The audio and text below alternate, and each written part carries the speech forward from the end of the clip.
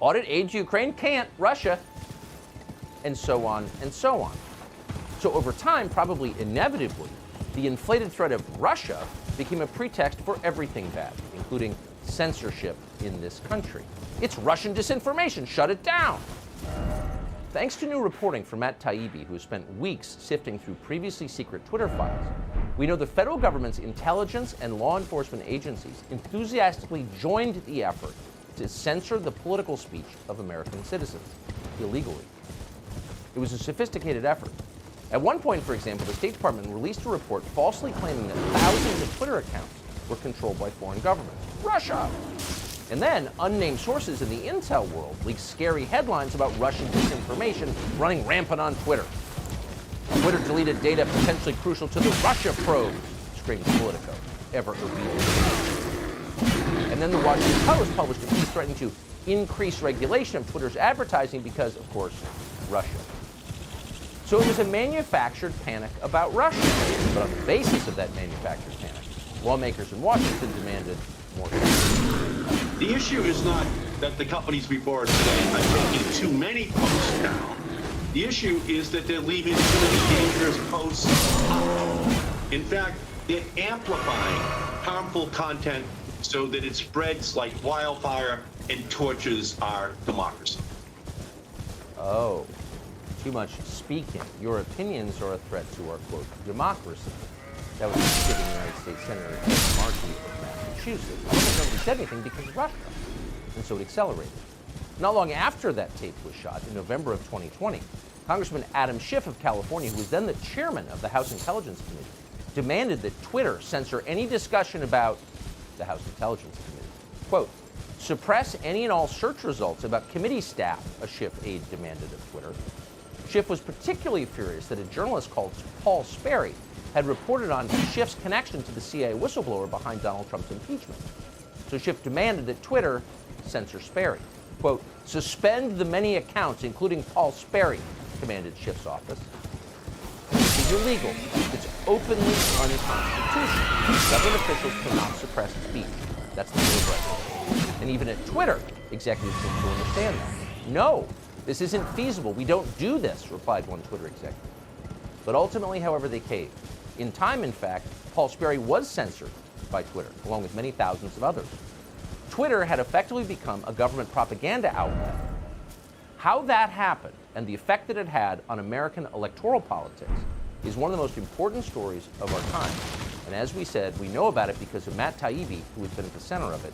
Subscribe to the Fox News YouTube channel to catch our nightly opens, stories that are changing the world and changing your life. I'm Tucker Carlson tonight.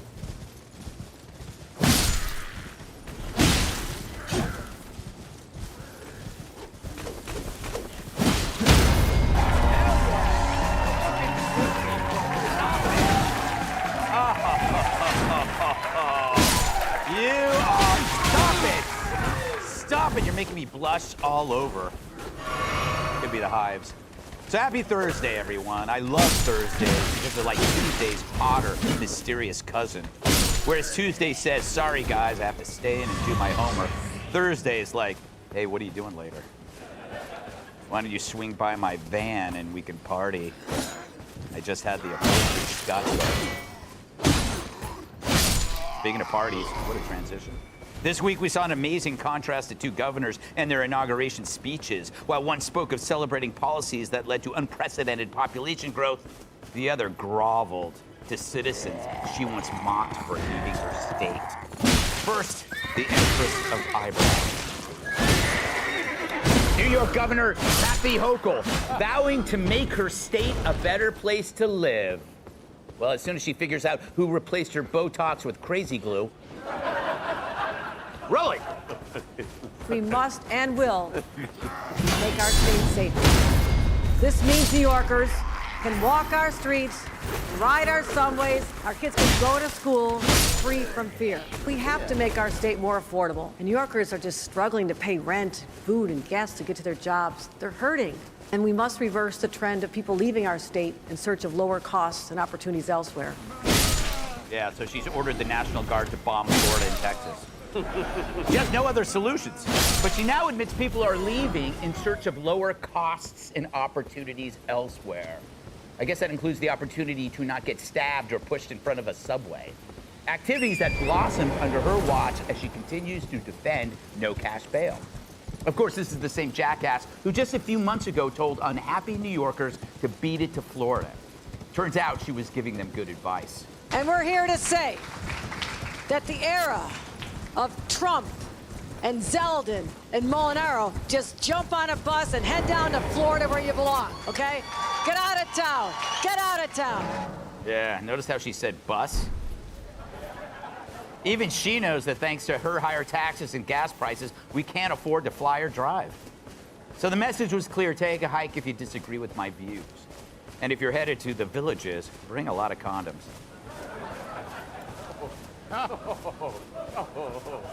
Believe me, I've been there.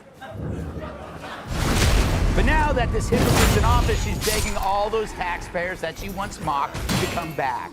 She's like a blubbering cat, pleading for forgiveness after dumping you, and then seeing you suddenly date a richer, healthier partner. I'd say she's two-faced, which is good since the one she already has is stretched too thin. And as usual, the media is letting this slide. Check out this headline from the New York Times. Quote, at inauguration, Hochul vows to make New York safer and more affordable. Wait, you mean like Florida? Or Texas? Or at this rate, Somalia? What a stupid headline. That's like saying, after killing his wife, OJ hopes to let his next wife live. Thank you. Yeah, that was good. Yeah. He was acquitted by his peers. You're right. But where did Dems like Hochul think this was headed? Did they think people would be forever okay with living in this liberal hellhole? Oh, but no, New York has such great theater. That's true, but it's hard to take your sister to see a revival of Miss Saigon starring Jim Belushi if she's recovering from a stabbing in Times Square. Fact is, policies like punishing tax rates, rising crime, and overbearing COVID restrictions created a place so bad that the only way to keep residents from leaving is if there's a Berlin Wall around them. And now they act like they don't see this coming? Sorry, Hochul, you can't say your eyes weren't wide open. I'm not letting this go. It's obvious I miss Stelter. Because it's not the guy begging for change in Times Square who left town. It's the people who used to toss the guy a buck who left. It's the rich who pay the taxes who keep cities afloat. And it's not just them who left. Corporations bolted, like James Corden fleeing a restaurant when the bill comes. Hell, in hindsight, AOC did Jeff Bezos a favor by keeping him out of this hellscape. Barclays, Morgan Stanley, Goldman Sachs have relocated jobs to Florida, North Carolina, Tennessee, where people are polite and heavily armed, the way God intended. Yeah.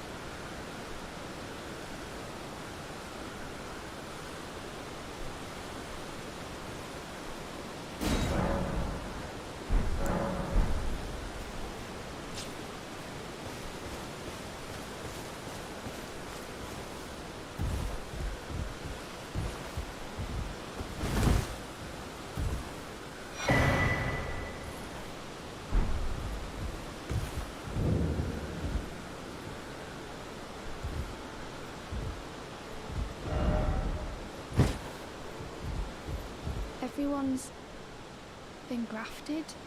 Everyone who came with me. They crossed the sea for me. They fought for me. Only to have their arms taken. Their legs taken. Even their heads taken. Taken and stuck to the spider. Did you know? If you're grafted by the spider, you become a chrysalid. It's quite a lark when you think about it.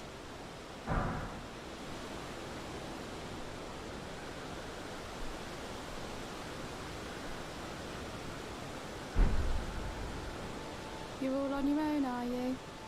And heading to Stormvale Castle? Enticed by the one in the white mask, I suppose. Oh, you've come to be one with the spider? Well, that makes us two peas in a pod. But I don't have your courage. It's scary, you know, having your arms cut off. Or legs. Or your head. I want to be like everyone else, but I'm just too scared. I'm nothing but a craven. Oh, I know. Can you take this little one along with you?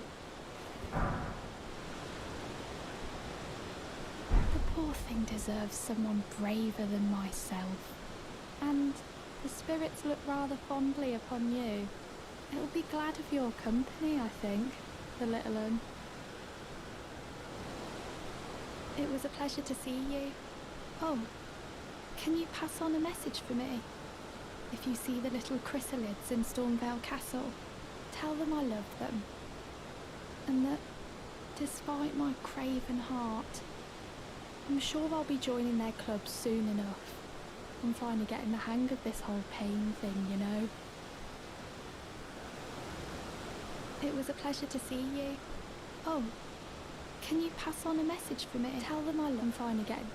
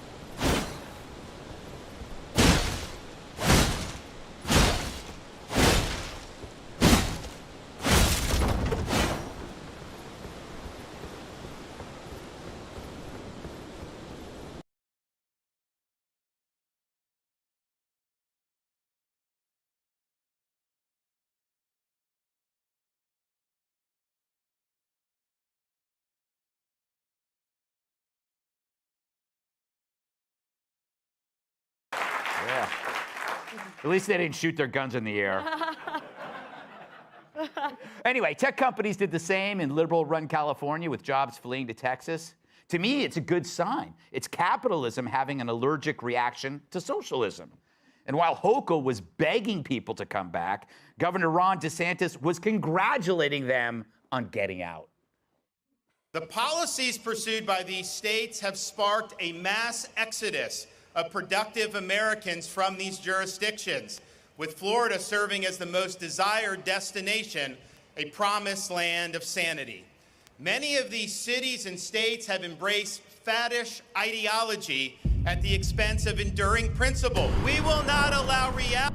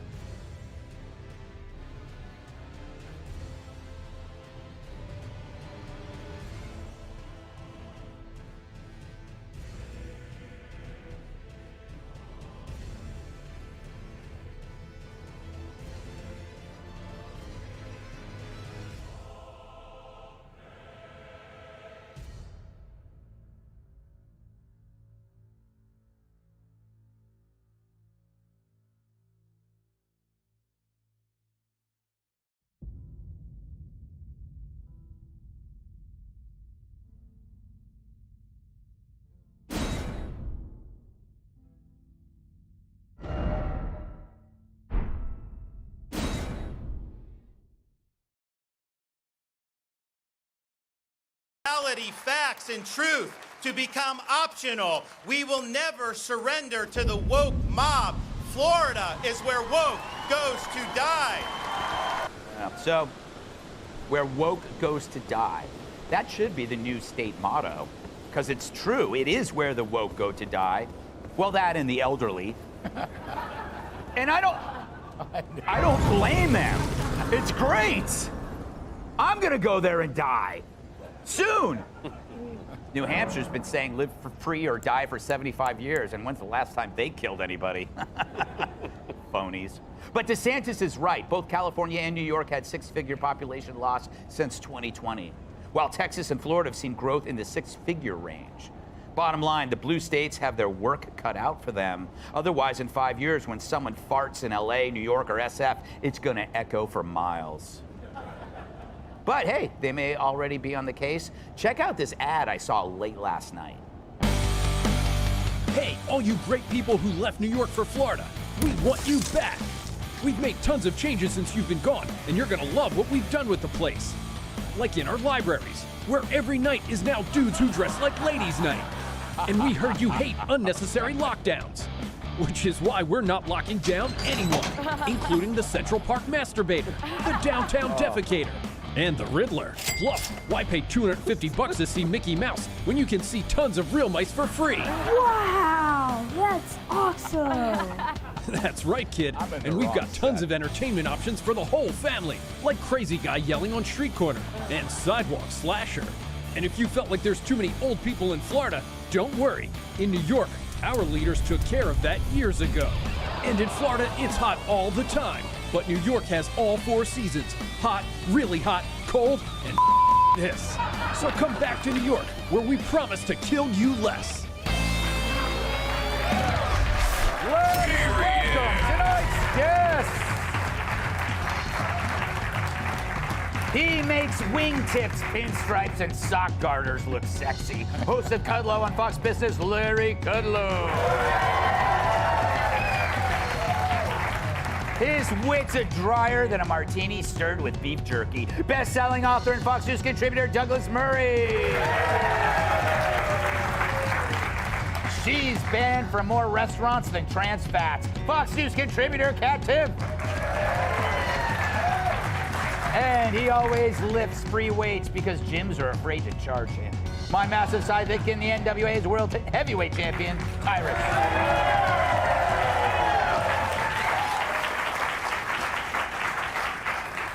Lawrence, it's always a pleasure to see you.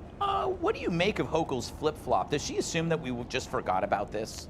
What did she flip-flop from? Well, remember she told everybody to leave and now she wants them all back? Oh, now she wants them back. Well, she's going to lose them anyway. She is a loser. You're right about the Botox problem in the eyebrows. That was Pelosi. Remember Pelosi's eyes never blinked for 4 or 5 years. Yeah. I'm going to do the same thing, though, because you know what? Blinking takes a lot of work. So if I can freeze my face and never have to blink, think about how I could use that energy in other more proactive ways. As I was saying before you started that, you know, I think the best part of the story, by the by, is that Ron DeSantis gave a heck of a good second inaugural speech. And, you know, you're looking at a very serious presidential candidate. And the woke stuff is important, very important, but also important. He, you know, doesn't want to spend a lot of money. He will not tolerate higher taxes. He's not anti-business regulator. He's not anti-fossil fuels. I mean, everything New York isn't, Florida is. Yeah. And the other thing about Hochul is, and I think you forgot this in your monologue, there is no electricity in New York anymore. Really? You can't get electricity. It's either too expensive or no pipelines or no natural gas or no nuclear power. So it could be a very chilly winter, which will play into Ron DeSantis' hands. And DeSantis should run against a Hochul. He should run against a Gavin Newsom of California. That would be a great choice. I think it's a model. It's a New York model, as you say. Or a socialism. California model. Or California, you got that right, versus a free market capitalist model. There you go. And guess who's winning? Yeah. Well, we know, because I said so already. Jeez, Larry, why do you have to just keep... We have to talk after this. Really? Yes. About Botox. Yes, Douglas. Emboldened by the flame of ambition.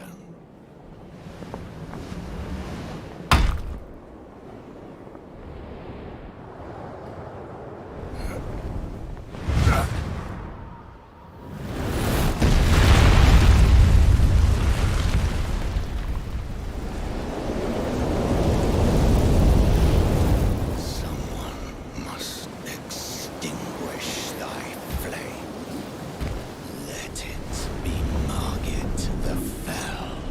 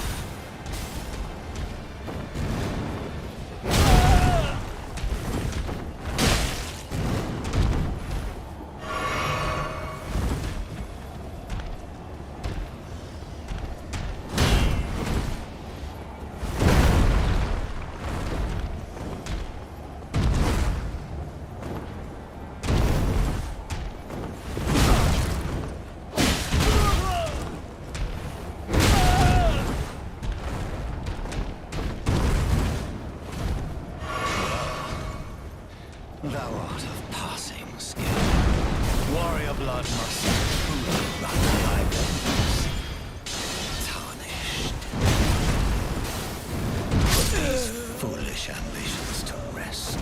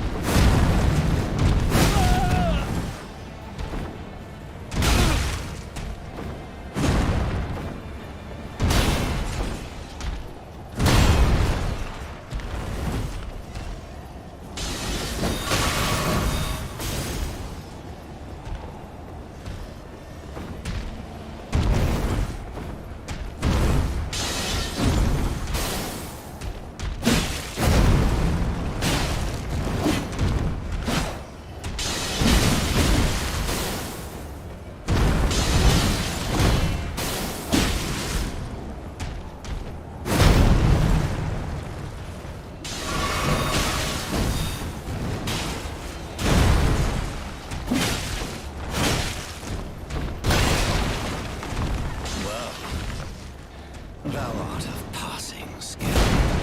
Warrior blood must truly run in thy veins. Put these foolish ambitions to rest.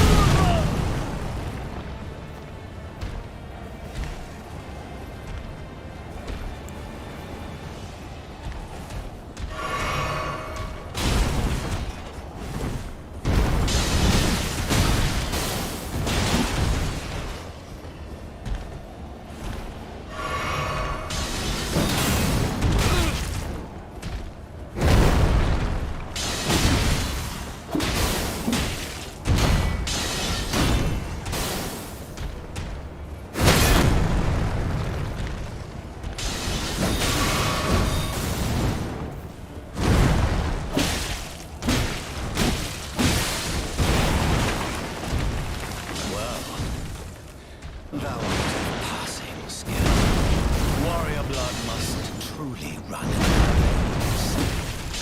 Tarnished. Put these foolish ambitions to rest.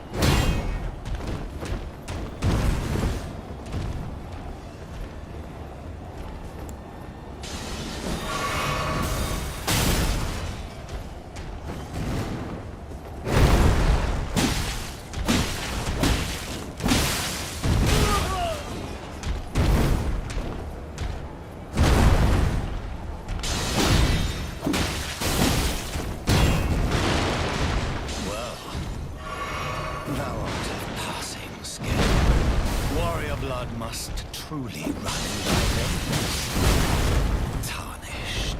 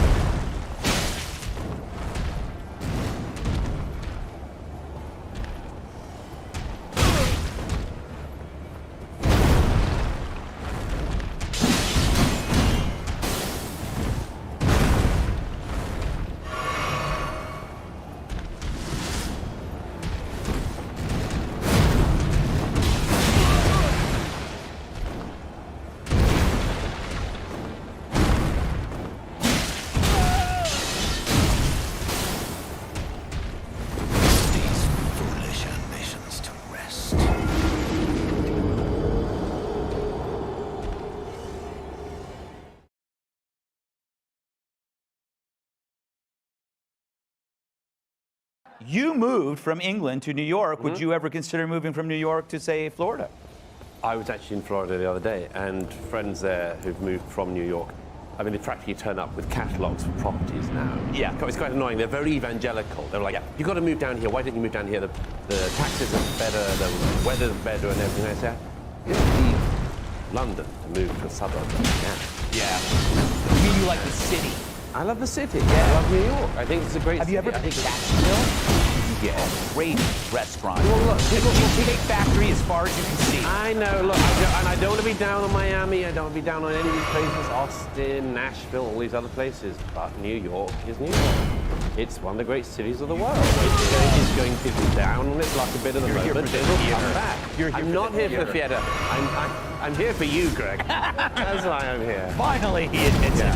No, but it's a pretty great, to Larry's point, it's a great comparison right now, what we're seeing. Yeah, it is. It is. And I mean, hopeful. It is absurd. I mean, it is, as you said in your monologue. I mean, it's like this sort of, it's a sort of teenage-like thing. I love you, I hate you, I love you. Go away, leave, come back. Why are you coming back? And look, she chased away. I mean, you know, what this city lost was 10% of higher earners just in 2020. And rich people?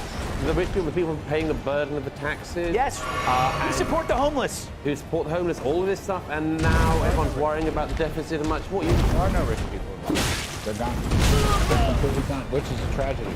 We need rich people. Someone has to stand up for rich people. I will be that Just person. saying. I want to be the Gandhi for the rich. Yeah. It kills. It's just an excuse to wear a diaper.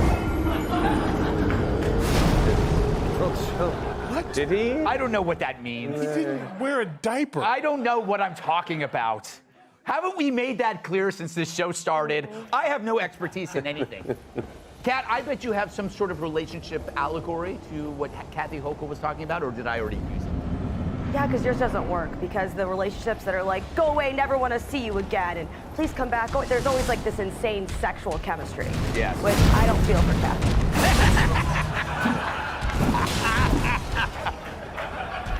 I don't think she has it for me, so it's fair. Yeah. But she has this idea, she wants to make New York more affordable, so I have a really good idea for her, but it might be a little crazy. When people make money, let them sit. Right? I think that the crime problem gets too much credit for sending people away, when really, even if in New York there was a 0% chance you'd get mugged on the street, there's still the 100% chance that you're going to get mugged by the state. Yeah. Which in Florida there's not. So that's the biggest thing for me. It's so true. It's so true. I don't think people understand how high. I think it's the highest in the country. Or maybe California. It's the highest. It is insane. Tyrus, last word to you. What say you about my tremendous mom? I saw you almost cry. Yes. I almost cry every day before I What I think is funny is when her term up, she moved to Florida. I think that's definitely going to happen. And you two think you're fooling people by saying all the rich people left. Over here. Cutlo trying to be I was like, slick. yeah. You know you moved. Yeah, he's trying to lay low, like, hey, don't pay any attention to me, guys. A guy's got to earn a living, Tom. You're so rich, your accountant has an accountant. This is Gilded Age stuff. Someone's got to stand up for rich people. That's all I'm saying. I mean, there's a liberation thing here. You're like the last one. You're the rich ghost of New York. I just think like she can't make up her mind, and not to disagree with you, but it's not teenage. That's not a teenage girl. That's a grown-ass woman. You've been in a relationship for a long time. She will tell you to get the hell out of the house, and as you walk outside, where you think you're going? Yeah. I'm like, what? You said get out. Now you listen? You know what I'm saying? Get back in the house. What are the neighbors going to say? So that's the same thing with New York. They're mad that the people left, but then they have to pretend like good riddance. Because then the rest of us get to deal with it. And again, I love the fact that you love New York. Give it another 6 months. We're going to bring him back, ask him the question, and when he has half the Phantom of the Opera mask on from the stabbing, we'll see how he's doing. I'll go into musical theatre. Guys gotta earn a living. You have like 17 livings, sir. You're good. Hey, Sean Hannity here. Hey, click here to subscribe to Fox News YouTube page and catch our hottest interviews and most compelling analysis. You will not get it anywhere else.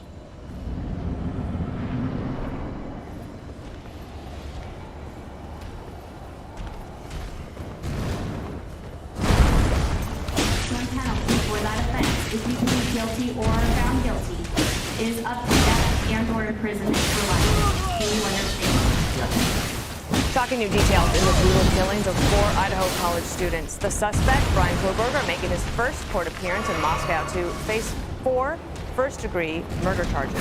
Prosecutors releasing a stunning 19-page affidavit which lays out their case. Kohberger's DNA was found on a knife sheath left next to one of the victims' bodies. Police then matched that DNA to trash from the suspect's family home in Pennsylvania. The documents also reveal that one of the surviving roommates woke up to the sound of crying on the night of the murders and froze in fear after witnessing a masked man wearing all black walk past her and toward a sliding glass door. She then went back into her room and locked the door. Okay, the affidavit is 19 pages. Judge, I know that you had it earlier today. You looked through the whole thing. What stood out to you? Well, the first thing that stood out to me is that I applaud the police work in this case. I think for the longest time, everyone assumed that we were dealing with small town USA who hadn't had a homicide since 2015, and they were all the Keystone Cops. What is clear from this affidavit is that on November 13th, they actually had the state police go with them onto the scene, the forensic collectors. So they had all their ducks in a row, and the FBI is on the case almost immediately. So that is the thing that gives me a great deal of confidence. Number one is the fact that we had an eyewitness who actually saw the murderer, heard the crying, and the murderer, the question is, why didn't he kill? What do we refer to her as? DM, I think. She described him as being tall, having bushy eyebrows, and of course he was tall, athletic build, bushy eyebrows. She said 5'10" or taller. He's 6 feet tall. The most interesting part of it is, of course, the car. And everyone talks about the cell phone and that there were 6 times before the actual murder where the cell phone was in the vicinity, but that is a tower recognizing it. We don't know how wide the space is that tower reflects the pinging of the cell phone. But his taking off from the crime scene was caught on camera. Then what you see is law enforcement at its best. We think it's an Elantra. What year is it? And then they send it to the FBI, and they go through with it. But the cop that impresses me is the one on page 6, and I'm not going to take a lot of time. He says that given the direction that the Elantra was going at 4:26, the morning of the murders, he assumed it might be going into the state of Washington. And it's a hunch. That's just a cop's hunch. And sure enough, once they started working with other law enforcement, they realized that, they had pictures of Elantras. And then as it goes on, his fingerprint, or some forensic, we're not sure if it's his fingerprint, is on the button to the sheath of the knife. They match it to the father's DNA in the garbage can. Now you can rest assured they've got his actual DNA with the DNA on that, which makes it 1 in a trillion. Greg, that's a good point about the police were taking a little bit of a beating from people, but it turns out that they knew what they were doing. Yeah, they had it. They couldn't share what they knew for obvious reasons. You know, in the Oscars, when somebody wins an award, but they're not there, and then somebody accepts the award. Yeah. I would like to accept this award for Jessica Karloff, who yesterday called this. Right? She called this about the traffic stop. She said that they were deliberately tracking him and pulling him over and to get whatever information they were getting. And she was poo-pooed, but I would like to accept the award and say that I actually called it. I'm the one who called it. Yes, the traffic stop was so amazing when the suspect interrupts his dad like right when he brings up where they were coming from, and he's like, looks so pissed at his dad. Like, Dad, shut up! Don't tell him where I'm coming from. You ruin everything. Yeah. Now I'm going to jail for life. But I do think I think it really is a testament to like how well the law enforcement people have kept this under wraps, did everything right, and they're going to look vindicated. This guy looks like he's guilty. The other thing is that they kept things so quiet, like nothing leaked. They were very good about it, including the information about the roommate who saw the eyewitness. Yes. She never Yes. said anything, and that is actually pretty remarkable. Yes. Yeah, she saw the guy's bushy eyebrows. Yeah. That makes me a little nervous. Yeah, I thought have an if you- alibi, so I'm covered there. I'm with the judge. This was a great job by the FBI. We criticize the FBI a lot on this show. This is what they should be doing. When they stay out of politics, look how good they are. And again, the locals did an excellent job collaborating with the FBI. They had all their ducks in a row, and they had a nice communication strategy, which was to lull this guy into a false sense of complacency, and so he kind of sticks his neck out, and they got him. Interesting little tidbits from the affidavit, too. He applied for an internship with the Pullman Police Department. You add that to the fact that he studies criminology, and he was like crowdsourcing things on Reddit. And also, the warrant for the phone shows him all around the crime scene that night. Turns it off during the murder, and then turns it back on. And they go back earlier in the fall, and he was stalking the victims and casing the apartment. Since August. Since August. And it was targeted. The cops had exactly pulled him over twice in the fall in the white Elantra. Yep. This guy, you might think he's smart, but he's an idiot. Harold, last comment? I agree with everything. I think people who criticize local police and local law enforcement should applaud this, and those who have been critical of the FBI should applaud this. Finally, the motive here, this is one of the more unbelievable things. Is I look at this young guy, he looks like someone you see on an airplane, a restaurant, in any building you go into, obviously in a classroom. Can you imagine those who've been in class with him for years, studying criminology? And you see this, so it's obviously the tragedy and the humanity that's lost and the families that have been hurt. But I look at this and you just wonder, what are we becoming? This guy that you wouldn't draw his face up and draw his picture up and draw his resume up as a person that would do these things. I'm not talking about his racial makeup, just him as a person, how he looks. Obviously, if you know these things about him, you say, oh, that guy looks like he's great. But if you didn't, you look at, I'm sure people in the classroom with him and say, you know what, this guy's a terrible, could be a killer. So I'm curious to hear more about the motive here. Yeah, the motive here, I don't know if you remember Leopold and Lowe, a friend of mine, who's a prosecutor, mentioned it. It was a thrill kill. They were criminal justice majors at the University of Chicago. They picked a young child and killed him to commit the perfect crime. It was called a thrill kill. Leopold and Lowe, they were criminologists. Hey, Sean Hannity here. Hey, click here to subscribe to Fox News YouTube page and catch our hottest interviews and most compelling analysis. You will not get it anywhere else.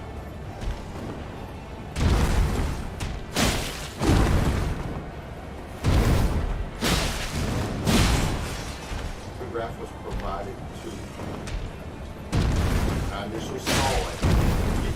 It may not go a normal roller pick this up, but again, I examined all types of media. And jumped out and I was that was very damning. And then that photograph was an overlay. It did confirm that it was. Well, Should never be passing skill. Warrior blood must truly run in thy veins. Tarnished.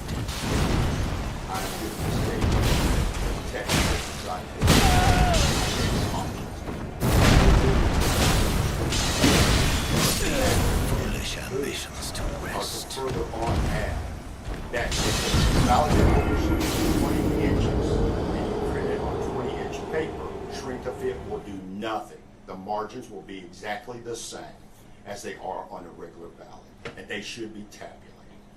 But what he referred to cannot happen. The only other technical possibility for that happening is if somebody messed with the print drivers and made, even though 20-inch paper was loaded, made the printer think it was 19 inches, and that would cause the print to fail. And those are the only technical, that's the only technical possibility. that we take the privilege scenario.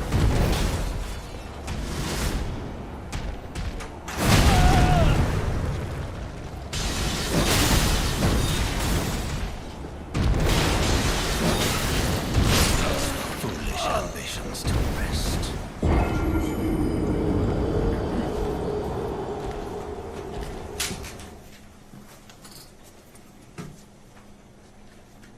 Mr. Olson, who's your next witness? Your Honor, at this time, we'd like to call Aaron Smith.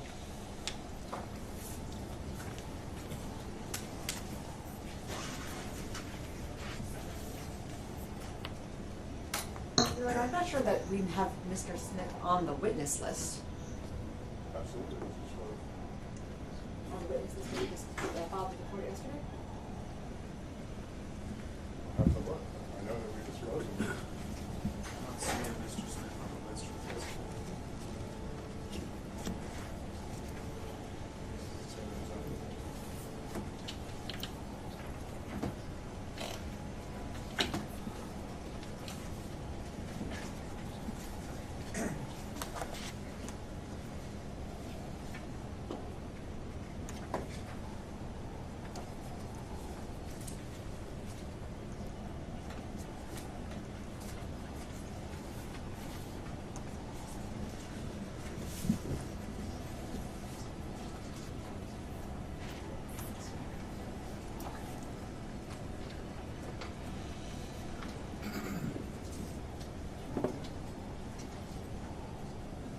The list I'm looking at, Your Honor, does show Aaron Smith designated as a witness. Your Honor wants to give me a few minutes, I can go through my emails. Looking at what the court was given. I don't know that we provided that list, Your Honor. I think you also. We also, I think there was an email communication from plaintiff's counsel expressly asking us to take Mr. Smith off of the list. Did not take Mr. Smith on. We're now burning time. Okay. Trying to find out who Mr. Smith is and where he is. You should be able to see.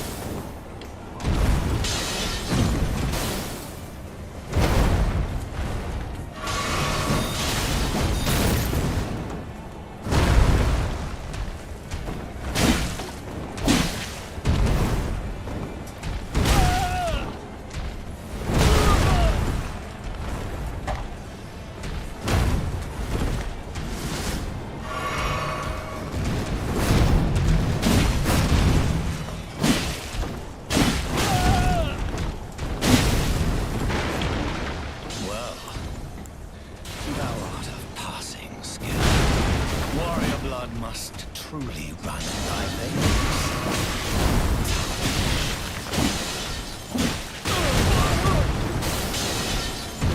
Put these foolish ambitions to rest. Can you ask Cuddy to come in? Yep. I couldn't catch that. I heard change of plans and he turned around. We're going to call another witness, Your Honor, Heather Klein.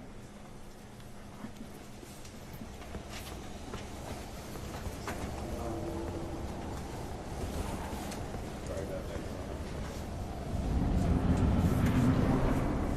Witness waiting outside? Yes.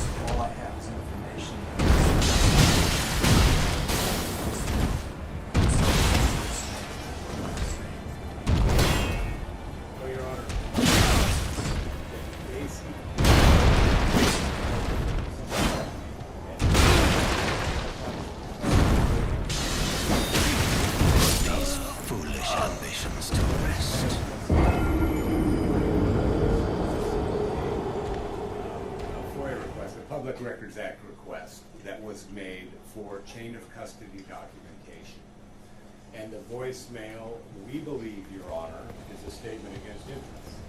Because they basically say, well, don't know. It had been disclosed.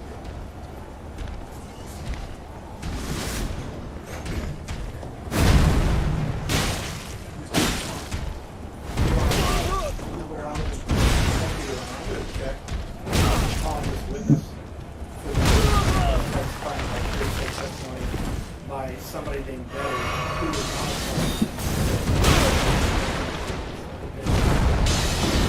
and this so-called authentication site. And well, we don't have this.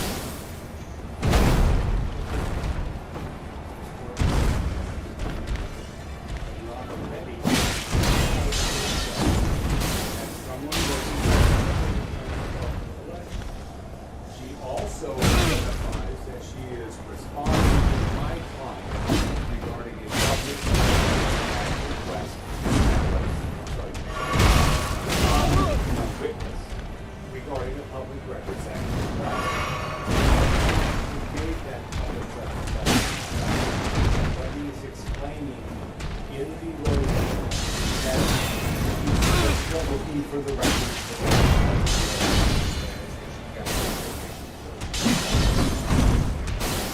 It's a public record. Directly relevant to the trial here today. It's not my fault.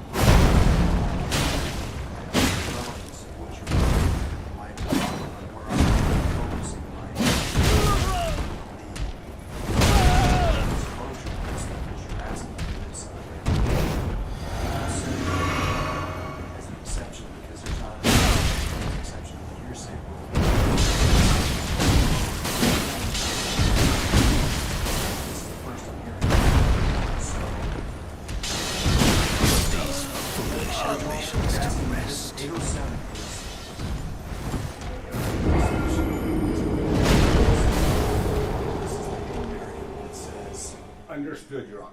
I've got nothing else, Judge. We put it in 807 just in case, but I believe it is a statement against interest.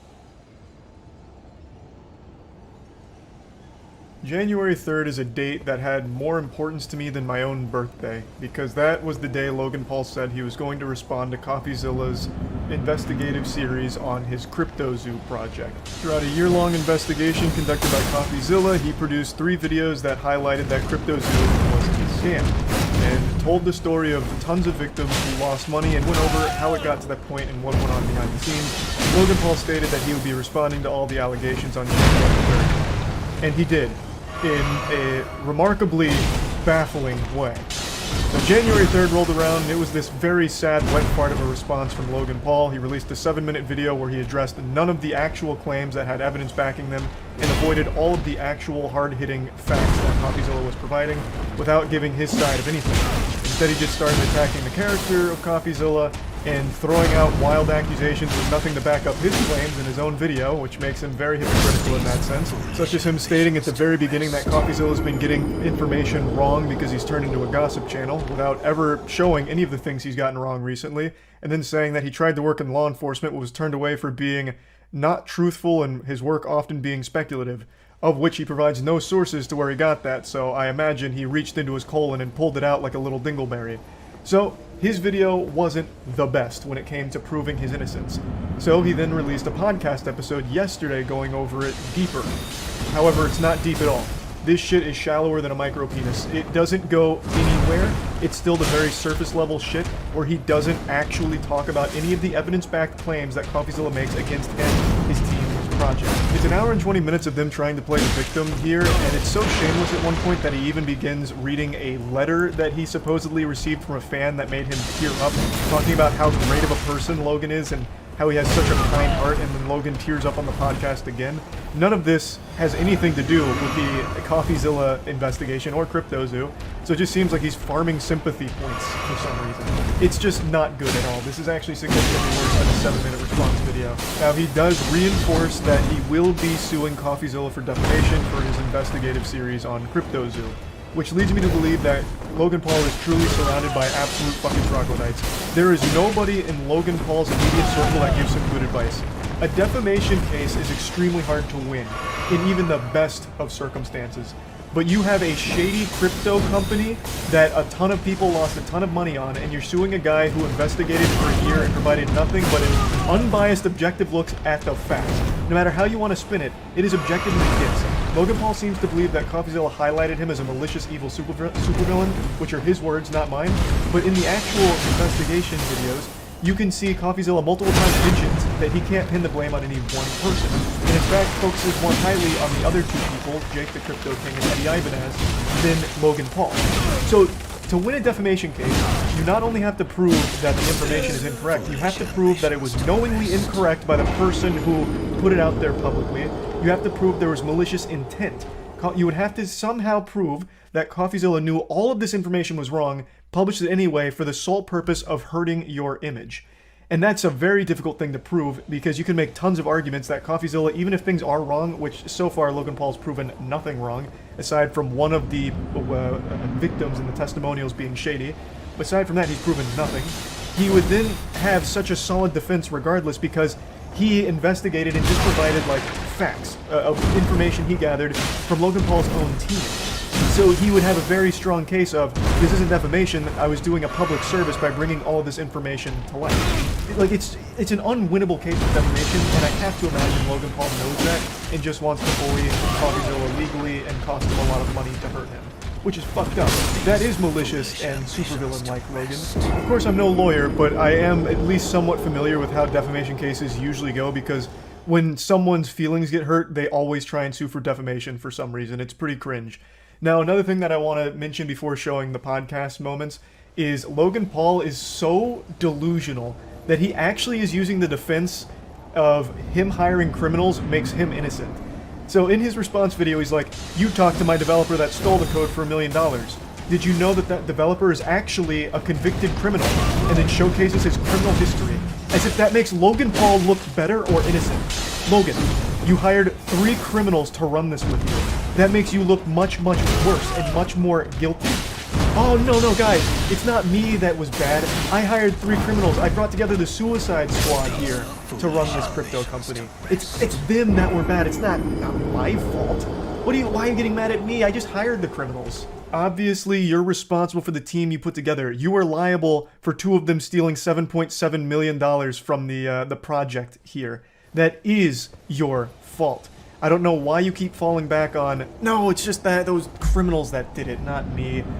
Like, it's such a fucking stupid defense. I already did get kind of the spoilers that he really just repeats what he said in his video, which is not true. Even in this hour and 20 long podcast, he doesn't actually debunk any of CoffeeZilla's claims. Always trying to get attention, and now he doesn't give a fuck about us, or he's not going to speak out about it until this other fucking is going to speak out. And now this is going to talk now. What was the question? He was just like spitting a fact. Now I know these are just like his lackeys, and his point is like this is all wrong, but it wasn't even a question. He's just like he's just like right. Like the only thing he failed to mention there is that it was a scam. But everything else, yeah, I mean, right. It's not like you were going to talk about CryptoZoo the next day or something. If CoffeeZilla never made the video telling the victim's story, this would have stayed just buried into obscurity. His name's Steven. The first time he reached out to me was on Christmas Eve after he released his series. Logan, big guy. Coffee already posted the receipts. He reached out to you directly on Instagram, which was your only means of communication, by the way, since you blocked him, over a year ago. When that was a dead end, he reached out to your manager multiple times asking to talk directly to you. Jeff left him on red. It wasn't until every other avenue was burned that he called your manager, Jeff. Those receipts were already posted. But you are right, he did reach out again on December 24th to your email, again, after exhausting everything else, again, because you have him blocked. Big for him, caught a lot of traction, gained like 500,000 subscribers, and so we got to Patreon. But I am not interested in feeding into that anymore, so hopefully he was going to ask me, you're going to ask me today on this podcast. But that is so transparently. Your offer was for him to fly out to your studio to do it, so couldn't the same argument be made for you? That's not a strong point that you, for some reason, harp on so heavily.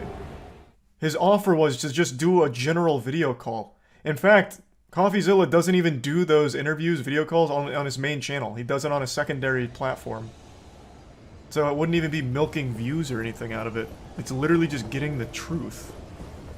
Hey Steven, just wanted to put my response to your scam allegations on your radar, link below. Even though you broke laws, dangerously misleading falsehoods, and wrongfully accusing fans, you still love the hosting of falsehoods and lying. You want to... Hardly substantiated your evidence. I'm gonna give him leeway on the breaking laws because even I didn't realize Texas was a one-party consent law when it came to recording conversations on the phone. So he didn't break laws, so that's blatantly wrong, but I'm gonna give him leeway because I also didn't realize that that was legal in Texas. But this, fucking yikes, and fabricated, dangerously misleading falsehoods. What, talking to your team of criminals? Like, directly? What do you mean? If someone scams a person or an organization, they deceive them in order to get something valuable for them, especially money. That is the definition of scam.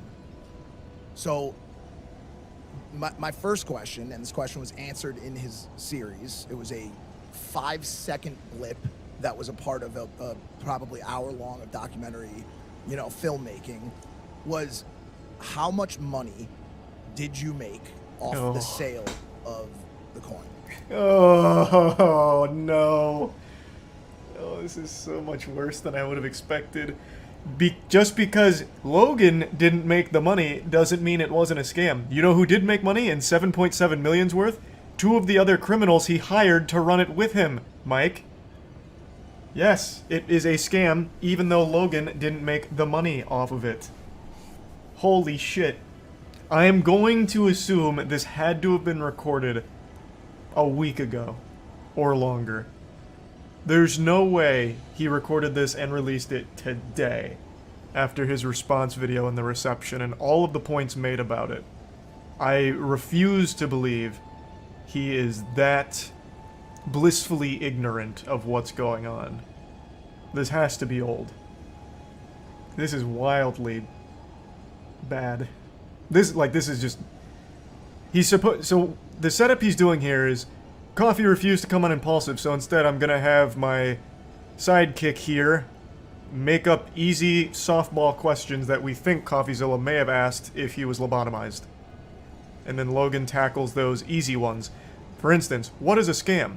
Well, by the definition of a scam, Logan, did you make money off of this? And I already know the answer. Well, no, Mike. In fact, CoffeeZilla even corroborated this. I never sold the coin. That doesn't mean it's not a scam, Logan. Yeah, this seems to be the biggest misconception, and it is... it's not a misconception. We know you didn't sell. It's disappointing that that part was glossed over so quickly. Made no money off CryptoZoo. Never claimed you did. Said you didn't. Never sold the token. He said you didn't. Only lost money trying to make things right. Also said you did. Along with everyone else in the project. But except for Jake and the other criminal. No money was made. Eddie. No tokens were sold. Except by those 2. And CoffeeZilla even said that in his series. Exactly. So to answer your question, yeah. No money was made by Jeff or I. And thus, everything CoffeeZilla said was accurate. Like, what the fuck? What the fuck? Doesn't mean it's not a scam, bro. Talk about the leaked group texts about how this was supposed to just emulate another lucrative project to exploit your fans for money as quickly as possible off as minimal effort as possible. And then talk about all of the meeting memos about market manipulation and what's an acceptable amount to sell on any given day for the percentage increase, or for the percentage effect on the overall tokenomics. Get into the market manipulation stuff from the actual group chats, man. That's what I'd like to hear. That seemed just like a kill shot this entire thing. Yeah, maybe. If your brain is very smooth, I suppose. Well, everyone may have lost money, and the entire goal may have been to just exploit us for money, but Logan didn't sell, so I guess we weren't scammed. I can see how your mind worked in that way, Mike. I'm fucking. I've been over a year, so I'll let. So frustrated, he doesn't do anything about it. While we made no money on the project, which I think kills the scam. There is more. What was your Jesus? Post actively on Reddit hybrid animals, and the hybrid animals thread on Reddit is hilarious. And I like people commenting on it. But the moment I say it's something that I'm doing, it doesn't work in that context. I think if it didn't have the negative outline on it, people wouldn't. No. The fuck are you talking about? It was stock images. It has nothing. Even if the art was bad, if it was clear it was actually custom art by real artists, then the critique would just be, yeah, the art's kind of lame. The critique is the handmade art claim is wrong, as in you're using stock images. What is he talking about? His claims were literally handmade art, and he talked about how many artists he had on the team. But it was revealed that it was mainly stock photos. Now, the hybridization of the art with a panda with a long elephant nose, maybe you had someone drum that up in 5 minutes in Photoshop, I guess? But, like, even that's a stretch. Discussion he has that's insightful at all. I know that he says that CoffeeZilla is milking victims of his scam, which is a wild thing to say. Just get over it, you lost money, stop milking it. That is where is that actually? Where in this podcast is it? Is that when all this spot one day, and I saw, and this, like I point this out, I saw this face, and so that wasn't the milking it part, but that was embarrassing. Jesus Christ, Mike. Fucking beer and bar in that spa, surrounded by topless women, drinking expensive champagne. I looked over, you checked your phone, CoffeeZilla made a video with your name in it. You knew it was about cryptos, and I saw, through the windows of your soul, I saw your heart broke. So I did what any good friend would do. I put your whole sack into my mouth, and I didn't want to, Logan. Trust me, I didn't want to. But I put it in my mouth where it was nice and warm, and I knew it could comfort you in this time of need. And I'm not trying to make it seem like the victim, but you ruined our entire vacation, CoffeeZilla. All of it. Ruined it. It was one of the most fucking. It's where coffee targeting me as some malicious, evil supervillain. If he had told this story objectively. Did you watch the video? I have to wonder. I actually thought he did a really great job of talking about the other ones as being the really malicious, evil supervillains, and you being the bumbling buffoon. You played the comic relief of this scam, Logan. I have to wonder if he even watched it. Coffee focused very heavily on Crypto King and Eddie. You were just the dummy, like the actual fucking dummy. Told the story. It was as objective as me. Regardless, we're still making this right. But in my opinion, that's where it got twisted and hurt the most. I'm sitting in the shop solely because of rest. I love him. I'll take any picture. You love your fans so much, give them their money back. Easy. Your fans mean so much to you. Wow, you do so much, you take a picture when they ask, holy fuck, what a saint. Give them their money back. Prove it. Give them their money back. But, like, let's say it is 5 or 6 mil. Logan Paul, with Prime alone, makes that in like a week. People are fighting each other in the UK for Prime. He could absolutely afford just to give that back. Be like, you know what, guys? I really do like care about you. I'm not just. This isn't just lip service. This wasn't supposed to be a scam. Things got out of control. You lost money. Real people were hurt. I can't live with that anymore. I'm giving you your investments back. And since it's on the blockchain, you have the ledger. You can easily see who invested what, so you don't get scammed by people pretending to be investors. And you could easily just give them it back and make it whole. But he won't. He could afford to, though. 100% he could afford to. No, but Charlie, he takes pictures with his fans. That's a good point. A picture is worth more than the millions of dollars that they've lost. Hey, babe. I know I lost money with Dink Doink from Logan Paul last time. Well, I did it again with CryptoZoo, but I got this dope-ass picture with him. Like, look at how happy we look together. What do you mean we did it? Not kidding, the guy's good. He's very smart. Very smart. He manipulates the twist the truth. He's good. I think it's marketing in a way, hiding behind the veil. I don't know.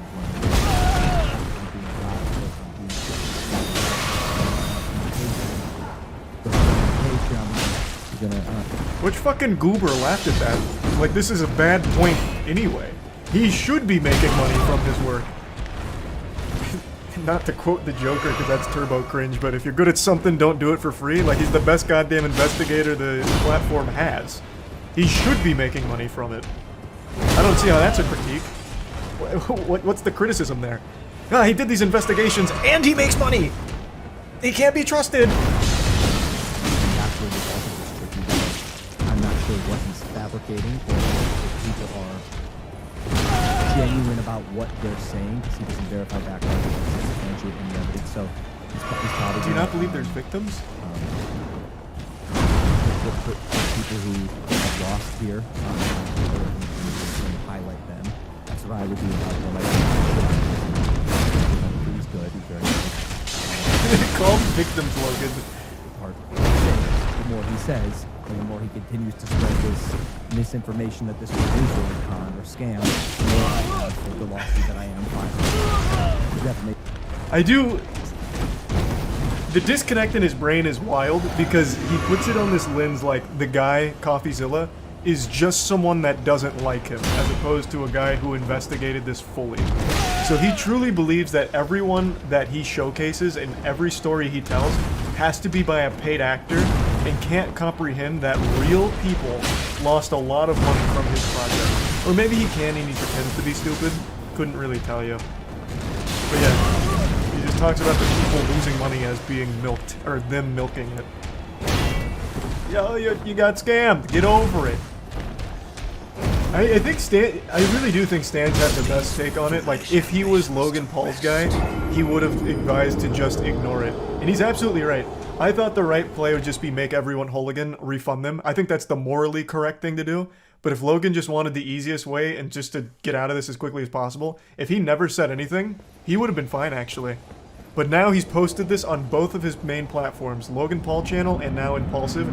All of his audience is now aware of this. Now they've probably watched CoffeeZilla's video, and with all of that evidence, they're gonna look at Logan Paul and be like, fuck, this guy hasn't proven his innocence at all. He hasn't even mentioned any of the claims. So he really fucked himself. If he had just ignored it, his audience would have never known, never cared, and he would have been in the same situation. He would have been fine. His fans are definitely not watching CoffeeZilla's video. I disagree.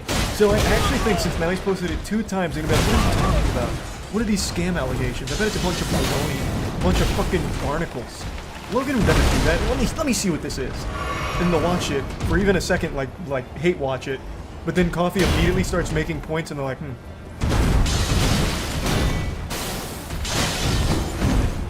His audience know? I don't know, maybe I'm now skewed on what I think his audience is after the CoffeeZilla videos, because everyone that he interviewed that got scammed for a lot of money was not a kid. They were young adults. So no, maybe I'm under the false idea that his audience is older than they are. I always thought he had like a Disney Channel audience, but after the CoffeeZilla investigation, I became convinced they were older. Plus, he's in the WWE now, which is mainly older audience. So I don't know. Maybe I could be wrong fully. What I wanted is for him to actually tackle the evidence. I would really like to hear from his side, if there is one. Right now, I'm starting to genuinely doubt he has any legs to stand on there on this situation. But who knows? You didn't see him push Prime at the end. You look like a... Yeah, Prime needed an extra push. It's only on his goddamn phone case on the table, them drinking it constantly, them fiddling with it constantly. Yeah, it needed that extra push. Yeah, surely I needed to see that.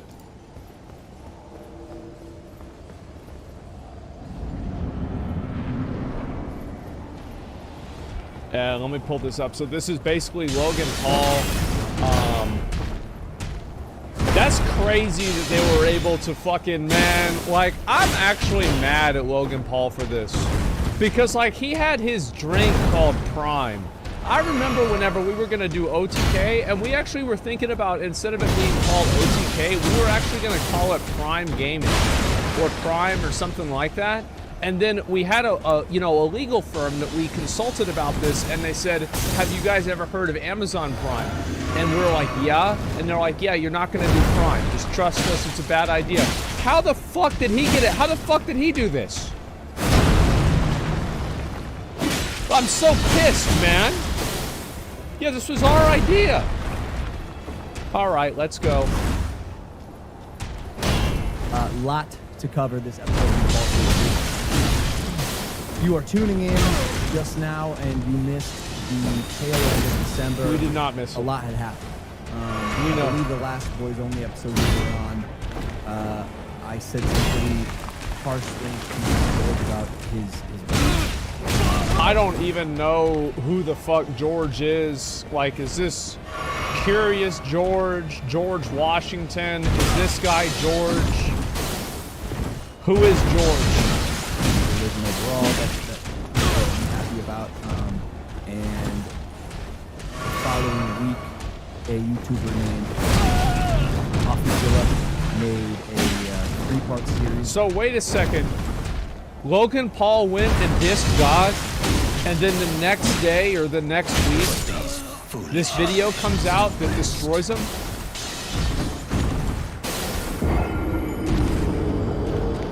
Damn, bro, that's some Old Testament shit. He used to do that all the time. God used to. Yeah. That he had spent a year making. Okay. Called Investigating Logan Paul's Biggest Scam. God's a real one. That caught a lot of traction. He put a lot of work into it, and it was a very well-made series. So today I'll be going on record for the first time in... what about the last video you did? Is that not on record? Okay, let's go. To talk about the debacle that came. Debacle, I like that. And what we're doing moving forward. If you have not seen the video that I also released in tandem today with this episode, it's essentially a statement that I made about scam allegations and scam accusations, because that's very serious shit. I take that very seriously. So if you have not watched that video, I ask you to do that first. I don't know why it's so hard that like, I mean, for example, like he went and he said that the eggs are gonna hatch and the eggs don't hatch. Like, I mean, like, why are we really talking about it beyond that? Because like, to me, it's like, because you said it was gonna do this thing, it doesn't do it. So it's like, I mean, I don't know, it seems like a scam. You know what I mean? Like, I mean, it is a little difficult to dive into it, because I know you guys watched Impulsive for fun, laugh, giggles, like the guests we have on our show. And today we're going to be talking about some pretty serious stuff. So if you're not tuned into it, maybe this isn't the episode for you, but it's time to set up address, and today's the episode for it. You know who I really feel bad for here? Mike. Because like in every single time that Logan Paul has brought this up, Mike has been like, yeah, I don't really know about this shit, but I mean, you know, Logan's my boy, so we'll see what happens, right? But like, he's just now he's got to fucking sit here, and he's gonna be on the camera, and everybody fucking hates him too because of Logan. You know, Mike, yeah, he didn't really do anything, you know? I think by the end of 5 years, Yeah, see, exactly. It's been a rocky end of 2022 and a rocky start to 2023. I'm sure tremendously for you. I feel like it's low. I'm going to try to take the reins of the opposing opponent today as a friend on the show. I'm going to ask you a lot of questions that I don't know, easy, hard to answer, whatever. Yeah, see, Mike doesn't want to fucking be involved with this shit. Like, I guarantee you, like, he probably told Logan this was stupid before it even happened. So he finally gets a chance to fucking, like, yeah, he doesn't want to deal with this. Obviously, you asked Coffee to be on. He asked no hard questions. Okay, well, Can I give context to the situation? Of course. So, yeah, first off, I don't know what you're going to ask. I haven't seen these No, questions. sure. I know. Did you send them to him? You sent them to him. And then I'm sure probably maybe you have some. Anyways, let me give some context to this situation. CryptoZoo is a blockchain project that I created about a year and a half ago. Well, it is a and the game. question everyone's going to be asking is why now? Why talk about this series or this project right now? Well, because he just got exposed that it was a huge scam and everybody's mad about it. I mean, like, why are we really gonna? What? I mean, we're really gonna beat around the bush here? Come on, that's why. So again, this YouTuber named CoffeeZilla released a 3-part series. He spent a year making it, and I'll be honest, it was very good. He is entertaining, and he's a very good storyteller. I agree. mean, essentially, if you're making content on YouTube, I assume it's to get views and to get people watching your stuff. I get what he's doing. If you put my name, well, if you in the title and you label it Logan Paul Scam, you're going to get more views. Well, I mean, I don't think that he would really get more views if it wasn't a scam, though. Like, if Logan Paul wasn't scamming people, everybody would be talking shit about CoffeeZilla. It's not like all you have to do is say Logan Paul is a scammer and everybody's going to believe it, because you got to think in mind, I mean, he spent a whole year on this. There's a lot of evidence for it. I mean, like, you know, you think of it from the viewer's perspective. If I was a viewer and I watched that 3-part series, I would, at the end of it, think Logan Paul was a scammer. Problem with it is that is not true, and I've made tweets here and there stating my case, but I'm going to give some context with the back and forth that I've had with CoffeeZilla. So here are some receipts. Again, just for context, his name's Steven. The first time he reached out to me was on Christmas Eve after he released his series. That's not true. As we saw before, CoffeeZilla had posted a screenshot of him contacting Logan Paul in late 2021. So that's not true. He sent a misleading email, as highlighted in my statement. He invited me on his show to come talk about CryptoZoo. I chose not to do that because it is now clear to me that he's milking this. Again, why would he not? This is big for him. He caught a lot of traction. He gained like 500,000 subscribers, and I'm sure he got a decent amount of money pumping his Patreon. But I am not interested in feeding into that anymore. So we'll be answering the questions that hopefully he was going to ask me. You do kind of feed into it because, right, I mean, he's going to address what you're going to say, and then you're going to address what he addressed with what you said. I mean, everybody's feeding into this. I mean, I understand that this might, you know, sound like, oh, I'm being the bigger man or something like that, but this is a circle jerk, okay? Like, I can guarantee you probably this episode is monetized, his videos are monetized, everybody here is making money. There's no one who's trying to do a public service here. Let's just be honest. And that you're going to ask me today on this podcast. I invited him on Impulsive multiple times, and he has not responded. My email to him on December 27th was, hey, Steven, saw your tweet. Since this entire narrative has unfolded on your platform, I can't imagine you'd mind having this discussion with me on mine. Of course, we wouldn't monetize. This episode of Impulsive is scheduled for January 2nd in LA. We can consider a neutral location if you respond to this email by the weekend. Best logs. I don't think that is unreasonable for him to say. Like, that's not really that big of a deal. He did not respond to me, so I tweeted that, saying I hadn't heard back, so I'd be releasing a statement. And then he sent me an email after I called him out, and a text, which I thought was weird, like a cold text Okay.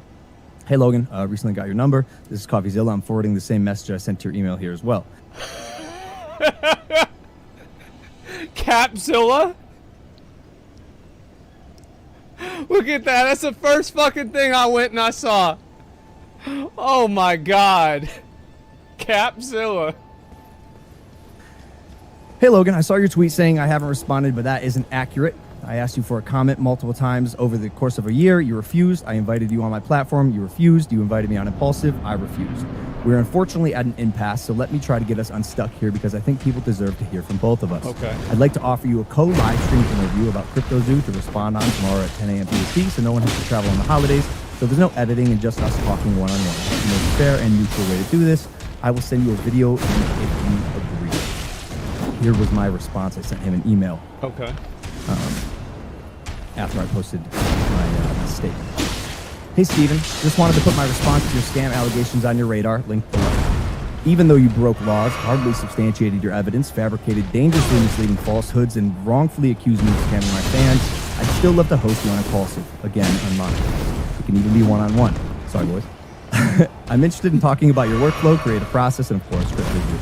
I did get your email 2 days ago after I called out your failure to respond on Twitter regarding the live stream invitation, and you said, I asked you for comment multiple times over the course of a year. You refused. Any proof of that, or is this another lie? Search my emails and you see me. What he's referring to whenever he says that CoffeeZilla broke laws is that Logan Paul is under the impression, I don't know if this is true or not because I don't know what the laws are, that because he recorded somebody in California, and in California you have to tell somebody that you're recording them, that whenever CoffeeZilla recorded his manager without the manager knowing and without the manager's consent, that CoffeeZilla broke a law. I'm not saying that this is true or not. I am just, this is what Logan Paul thinks CoffeeZilla broke the law. That's all. Any outreach from you until Christmas Eve 2022. You scrubbed the blockchain for a living and somehow managed to text my personal phone number yesterday. I can't imagine you didn't know / have my professional email. I do agree people deserve to hear from both of us, but truthfully, now that your motives are clear, I don't feel like feeding into your hunger for clout on your platforms. You've profited off of and gained plenty from me. I've said everything I've needed to say. The rest will be handled legally and on Impulsive with or without you while we continue to build CryptoZoo. The holiday This is not an emoji of a hatching egg. It's just an egg. Always has been, and seemingly always will be. days are over, so I look forward to hearing back in a timely fashion this time. My January schedule. Oh God. Best logs. Why did you sign off as logs? There was a lot of shit. I saw that. I think it's easy to pick apart anything I do. And people are, for sure. I don't really give a fuck what he signed off as. Like, it's like, so this is what he said. Like, give me a minute. Like, best, he says his name's Logs. I mean, I think that sounds stupid, but like, I mean, who gives a fuck? Like, I mean, if that's the thing that you're getting attached to, that's what you're thinking about, like, why? It's been happening. I mean, that's my sign off. I've been signing off like that since high school. Like my nickname, like everyone calls me Logs. Logs. Then be Logs. My name is Logan. Yeah. My nickname Yeah, is it makes Logs. sense. Listen, I said I'm going to play the other side. The other side's asking why Logs. Okay. Can we? Besides all the correspondence, that's a lot of correspondence. That's where we left off, and I do think it's important because, and if you watch my video, hopefully you're seeing this. The guy is good. He's a very good storyteller. So what he's doing here, Logan Paul, is basically playing into. So this is actually a pretty good way of doing this. So Logan Paul is saying that CoffeeZilla is great at telling stories, which means that CoffeeZilla obviously is misleading people with his stories. So he's giving him props for something that implies that he's a liar. This is a clever technique of messaging. I like this. We'll see where this goes. Very, very manipulative. Very manipulative. And he's good. He's built an entire career off it. Sometimes he's more impartial than not. I think he probably has an inherent bias against me, which is reflective. It's a bias against Logan Paul. I would say that there are a lot of people that don't like Logan Paul. I think so, absolutely. And even whenever Logan and Jake Paul were just assholes on YouTube, a lot of people, I think, disliked them irrationally. They were acting like these people were the worst people in the world, when actually they're just two douchebags on YouTube. It's not that big of a deal. So that's fine, whatever. In his work, in his piece. No, it's before that. Which unfortunately, nobody ever liked him. Has repercussions. If you are perpetuating falsehood and it's affecting someone's business and reputation, and it's affecting the wrong person's business and reputation, that person may take action. So let's right off the bat, as early as possible here, talk about the two definitions and the two things that are at play. One of them being a scam, the other one being defamation, which could be libel or slander. So if someone scams a person or an organization, they deceive them in order to get something valuable for them, especially money. That is the definition of scam. So my first question, and this question was answered in his series. It was a 5-second clip that was a part of a probably hour-long documentary.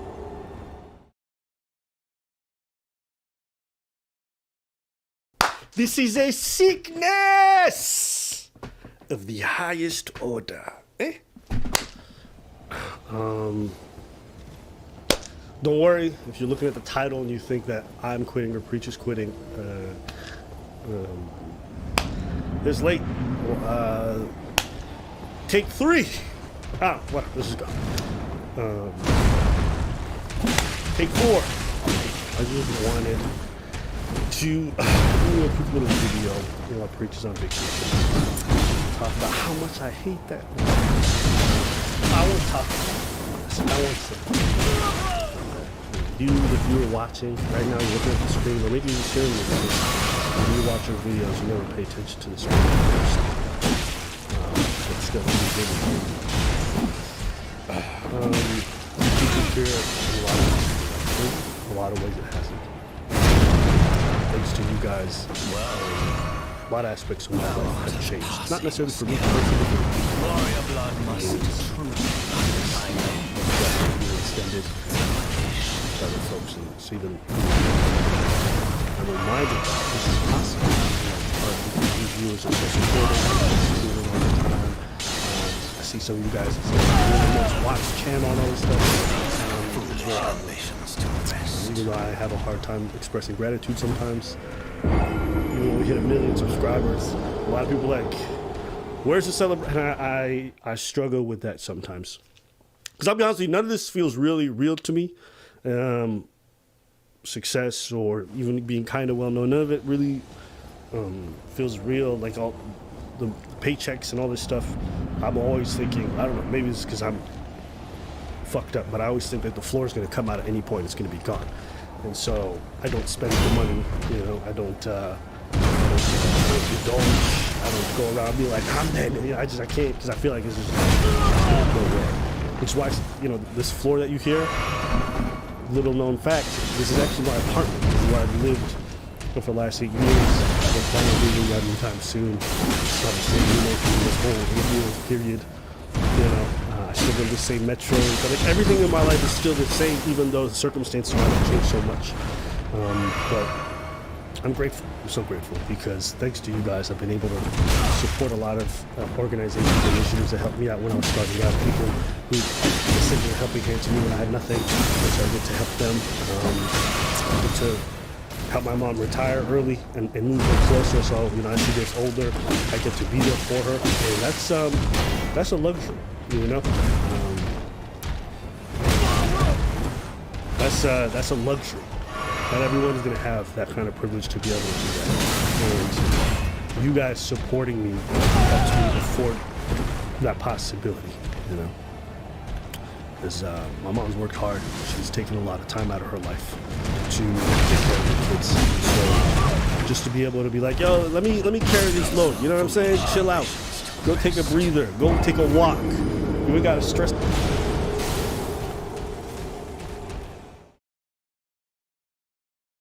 So I have a lot of younger listeners who are big fans of Andrew Tate, who really enjoy Andrew Tate. Now, the big news over the course of the last couple of weeks is that Andrew Tate, for those who don't know, Andrew Tate is a he is a very online guy who was a lightweight kickboxing champion, I believe, and he's become big in the so-called manosphere. He was banned from YouTube, I believe. He was banned from Twitter. And he was banned from these things because he was a self-described misogynist, right? Somebody who believes that men are superior to women in pretty much every possible way. Well, over the last couple of weeks, he got in an online fight with Greta Thunberg in which he was tweeting at her about how he had Bugattis and lots of gas guzzlers, and he was heating up the climate. And then she tweeted back at him that he had a small it was all very silly.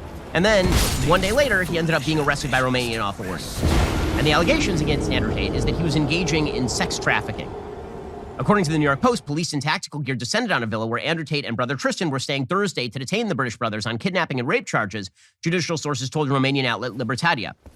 Video shows the officers with battering rams and guns sweeping through the dark villa before escorting Tate into a car. The brothers in April had allegedly detained 2 young women, one with American citizenship and one Romanian, inside the villa against their will, where they were subjected to physical violence and mental coercion, according to the authorities. Police said the Tates allegedly formed an organized crime group and sexually exploited women by forcing them to perform pornographic demonstrations for the purpose of producing and disseminating through social media platforms. The brothers had been questioned for 5 hours by the police back in April, but were released at the time. And then they are currently still being held in Romania right now. Now, Tate had predicted for a long time this would happen to him. He had predicted that people were going to come after him, they were going to arrest him. Does that mean that he's not guilty of something? I have no idea. I have no idea whether he's guilty of these crimes. It could be trumped up. It could be the Romanian authorities who are embarrassed by Tate. It could be anything. I don't place a lot of stake in the law-abiding nature of the Romanian authorities. I literally know nothing about how the law. I mean, Andrew Tate literally said he moved to Romania in order to avoid law enforcement. So I don't know whether that's true or whether that's not. I assume all of that will come out in the wash. The thing I want to focus on is the popularity of Andrew Tate for a moment. And it's fascinating because, again, I have a lot of young listeners who are interested in the stuff that Andrew Tate says. The reason they're interested in the stuff that Andrew Tate says is because he's transgressive. He's transgressive in that he says things that no one else will say. Some of the stuff that he says is, frankly, terrible, and some of the stuff that he says is not terrible. Some of the stuff that he says is actually a version of truth. I mean, when he says that promiscuity is generally a bad thing, he says it only among women. Or he says when he says promiscuity for women is a bad thing. That used to be a relatively uncontroversial thought, but it's been considered bad to say that now. It's wrong. It's banned. Now we live in a moment because we are so censorious online and sort of in the political world. We're so censorious. The Overton window has shrunk so much that there are 2 concepts that have been crimped. One is truth, as in like Pope Benedict XVI truth. Right? Things, eternal things of value that you're not supposed to say anymore. A man is not a woman. Men should marry women. Should have kids. Right? These are things that are now considered very controversial in the elite circles of the West. You're not supposed to say any of those. So truth, like capital T, long-standing truth, these things have been denied. And then there's also been stuff that's been denied that's just kind of garbage, like stuff that's not nasty to say or yucky. And so what's been crimped is courage, right? People are afraid to say the truth, and they're also afraid to say their opinion because they lack courage, because the social sanctions are so strong. And so because the social sanctions are so strong, and because they go beyond just crimping the truth, they go to crimping pretty much everybody's feeling that they can even say anything, their opinion, jokes. Because of all of that, courage is now held in higher value than truth itself. Being willing to transgress lines is considered a highest value, because in a time where courage is under attack, courage is a very, very high value. Courage is always the first value. I mean, C.S. Lewis said, courage is the first value, Christian. Courage is the first value in order to speak the truth. But courage is instrumental. Courage is useful so that you can speak the truth. What's happened in our society because we've decided to shut down so many modes of speech, because we've decided to ban people from social media and unperson them and destroy their lives and livelihoods, because we've done all of that, people who speak loudly are considered the best and the bravest, and it's particularly appealing to young people.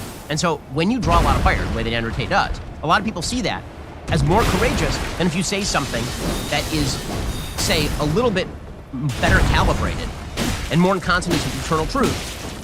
Whoever draws most fire, in other words, is the person who's considered the most courageous. And this sort of hippie saying that is mostly true, but kind of not, right? That you must be over the target if you're drawing flak. A large percentage of the time, that's true. But sometimes the person who's drawing the most flak is what they're saying is actually kind of bad. Right? So the problem for Andrew Tate, and the reason why he's become so popular is because he's very transgressive. He says the thing that no one else will say. Sometimes it's good, and sometimes it's really not good. We'll get to more on all of this in just one moment. First, the situation in Ukraine continues to be extremely bad. That war apparently is just going to go on for the foreseeable future. Well, whatever you think politically about the war, there are a lot of people on the ground in Ukraine right now who are suffering. My friends over at the International Fellowship of Christians and Jews have been working in Israel, Ukraine, and the former Soviet Union for more than 30 years. They've never seen hunger and suffering like they are seeing right now. This is why I'm asking for your help. Norman is an 84-year-old Holocaust survivor. He's been blind since birth, and he lives in a Jewish old age home in Odessa, Ukraine. With so much of the infrastructure destroyed over the recent month, including the power grid, Norman has been without heat or clean water for a long time. The International Fellowship of Christians and Jews has supplied blankets, food, and other essentials to help Norman survive through the winter. They urgently need your help to continue getting Norman supplies. Please consider donating to the International Fellowship of Christians and Jews. Just $45 can ensure warmth, food, and clean water to Jewish kids and the elderly in need. Right now, the fellowship has a special matching challenge where your donation will double in impact. The tax-deductible gift will be multiplied 2 times to help provide twice the winter necessities and save lives. So, head online right now to benforthefellowship.org or text Shapiro to 41444. That's benforthefellowship.org, text Shapiro to 41444. Again, you need to help people who are suffering. One great way to help people who are suffering this brand new year, head on over to benforthefellowship.org or text Shapiro to 41444 and give generously. And so we're going to look at some of the things Andrew Tate says because, again, he's a very popular figure, particularly with young men. And when people ask me about Tate, one of the things that I've said this to some teenage boys who are friends of the family. They asked me about him like a week ago. What I said is some of the diagnoses that Andrew Tate has of secular society are correct. His prescriptions are largely incorrect. The things that he puts, he has a list of rules, and many of the rules that he puts on the line are actually pretty good. And then the way that he acts, right, his version of masculinity, which is have a bunch of kids by a bunch of different women, live in a castle with 30 Bugattis, right, put pictures online and muscle, like this kind of stuff. That's not the traditional mark of masculinity. What Pope Benedict XVI would say, what I would say, what sort of members of the traditional wisdom cadre would say, is that the ultimate in manliness is get married, protect your family, provide for your kids and your family, provide a space for them to grow in safety and security, provide them roles and responsibilities. This is the role of a man. This is what a man does. What Andrew Tate focuses mainly on is the critique of how society has undermined a lot of this stuff. And then his prescription is, I'm going to put a picture of myself online with like 30 cars, and it makes me look cool, makes me look masculine. I also like cool cars. Cool cars are amazing. But because we have lost the eternal truth, because we have decided as a society the eternal truth has to go, the backlash is not coming in the form of a restoration of the eternal truth. Very often the backlash is coming in the form of punch the people in the face who destroyed the eternal truth. That's the society in which we're living. And I'm afraid that could get worse unless what we actually have is a return to some eternal truth. So here's a couple of clips of Andrew Tate, and it kind of shows you what I'm talking about, that some of what he's saying is kind of half correct, but he's saying it in such a way that is meant to draw fire. So here is Andrew Tate talking about women belonging to men. I don't know, because I think the women belong to the man. I think the woman's that's inherently where you get called. No, it's not. Well, you can call me sexist if you want, but if you look at marriage, it's the bride's father who gives her away. It's not the groom's father. It's old tradition. The woman is always given over to the man. Read the Bible, read the Quran, you can go to walking down the aisle, no chance. There's like African cultures where they don't do that. I'm sure there are some obscure tribes somewhere. I mean, I can't say I'm not a professional. But you get it. You seem like a very smart guy. Understand you why seem like a people would smart say guy. that. You're saying a woman is the property of a man if they're dating. I'm not saying they're a property. I'm saying they're given to the man and they belong to the man. It doesn't mean they're a pure property without emotion. Okay, so notice the contrast here. So Portnoy is so afraid of saying that a woman and a man belong together, that a woman, when she gets married, now belongs to the man sexually in the same way that the man ought to belong to the woman sexually. This is literally Genesis 2:24. Right, for this reason, a man will leave his father and his mother and be united to his wife, and they will become one flesh. Right? Genesis 2:24. So that would be the eternal truth. That is the truth according to every mainstream religion. That would be the thing that you would say. And the reason for that, from an evolutionary biology perspective, is because when a woman joins with a man and they create a baby, the woman is sure of her parentage, but the man is not sure of his parentage, and so we as a society tend to prefer monogamy, right? This is the evolutionary biological reason why humanity embraced monogamy, is because it is the best distribution of sexual resources. And it's from an evolutionary biological perspective, not a moral perspective. That's just evolutionary biology. Brett Weinstein, Heather Heyer talk about it. Heather Heying talk about it. And all of this is very well established. When it comes to morality is that a woman should not be promiscuous, and a man should also not be promiscuous. Now, this is the part where Andrew Tate gets the diagnosis right, but he gets the solution wrong. So here is Andrew Tate talking about how women should not be promiscuous. It's bad for them. Well, a woman could say that same thing if she decided. She could say, I can sleep with multiple men, but my men can't sleep with multiple women if she so choose. We're all free individuals, right? Yeah, but you wouldn't agree if a woman said that. I don't think, I would personally find that revolting, correct? But there are women who find what I say revolting. So you're not telling other people what to think, you're just saying how you think.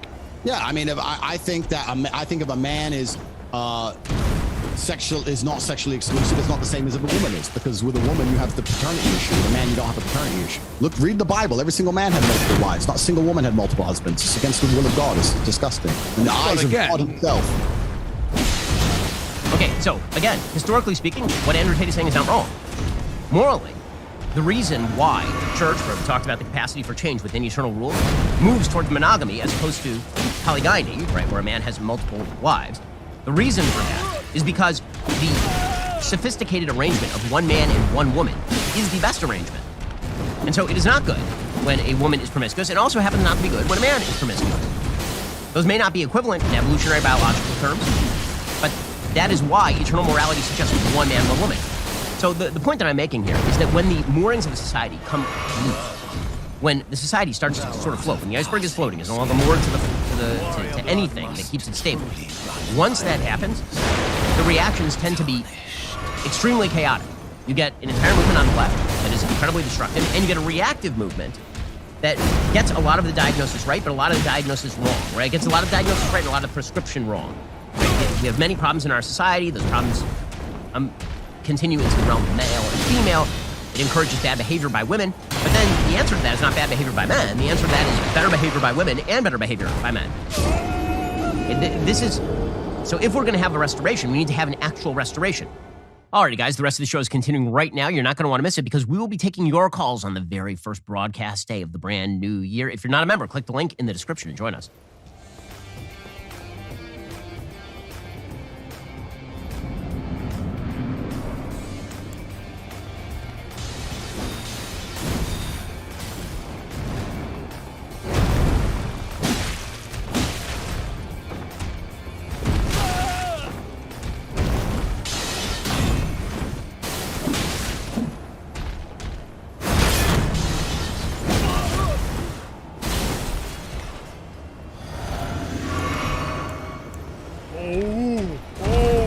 There it is. All right, it's time. Basically, CoffeeZilla has been sipping the haterade for over a year now, jealous of Logan Paul and how successful and attractive and popular he is. And he just got done making a 3-part series trying to destroy Logan Paul's credibility. He's trying to reinvent the game of making games. CoffeeZilla wasn't going to have it. So Logan Paul set the record straight, letting everybody know that crypto, what was that stupid shit called? I forgot. The Yoshi eggs, what was it called? Crypto Zoo? Yeah, the eggs are gonna hatch, and it's gonna be really soon, guys. Let's watch it. CoffeeZilla. I watched a 3-part series called Investigating Logan Paul's Biggest Scam, and like many on this platform, Logan Paul's biggest scam so far. You have successfully used money while you're working. That is true.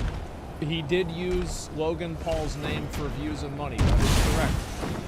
You know who else does that? Logan Paul.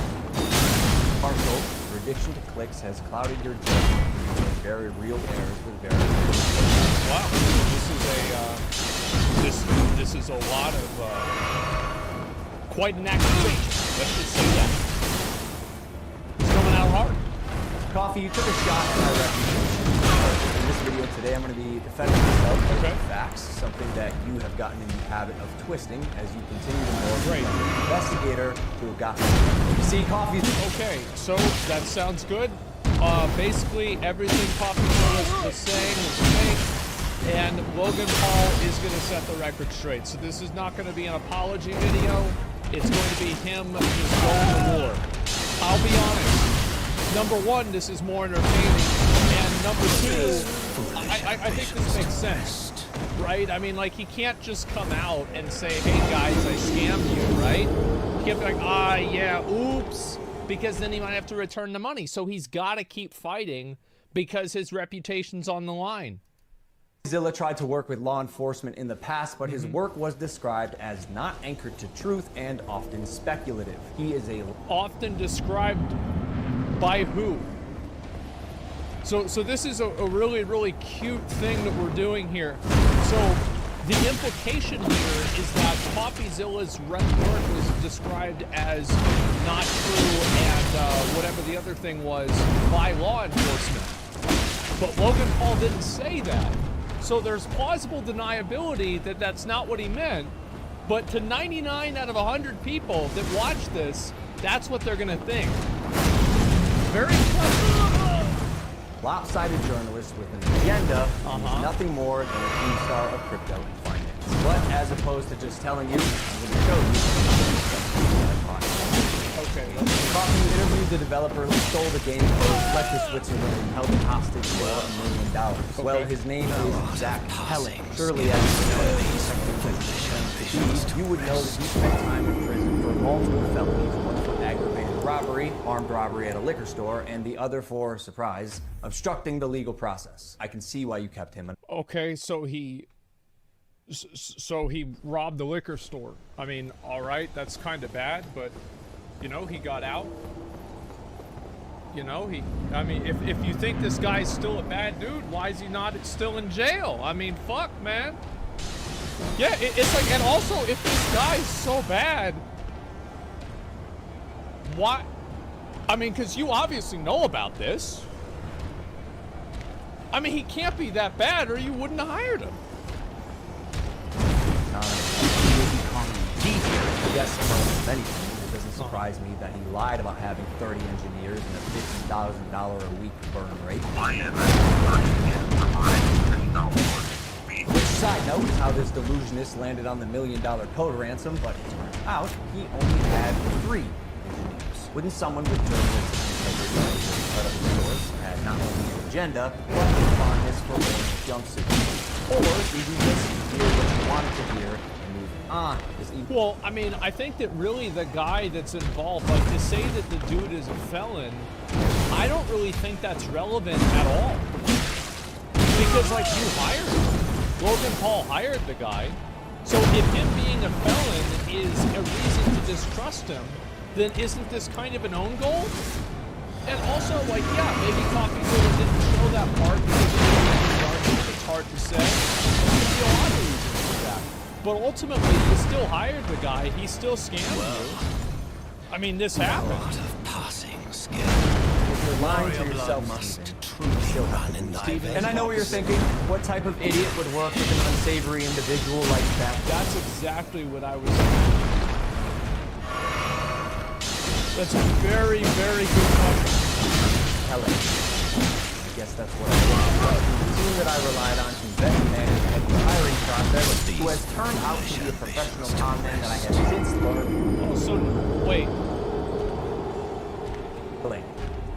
I guess that's what I get for trusting the team that I relied on to vet and manage Eddie's hiring process, who has turned out to be a professional con. Oh, so he's saying Eddie hired this guy and not Logan directly, so his team wasn't keeping track of who Eddie was hiring.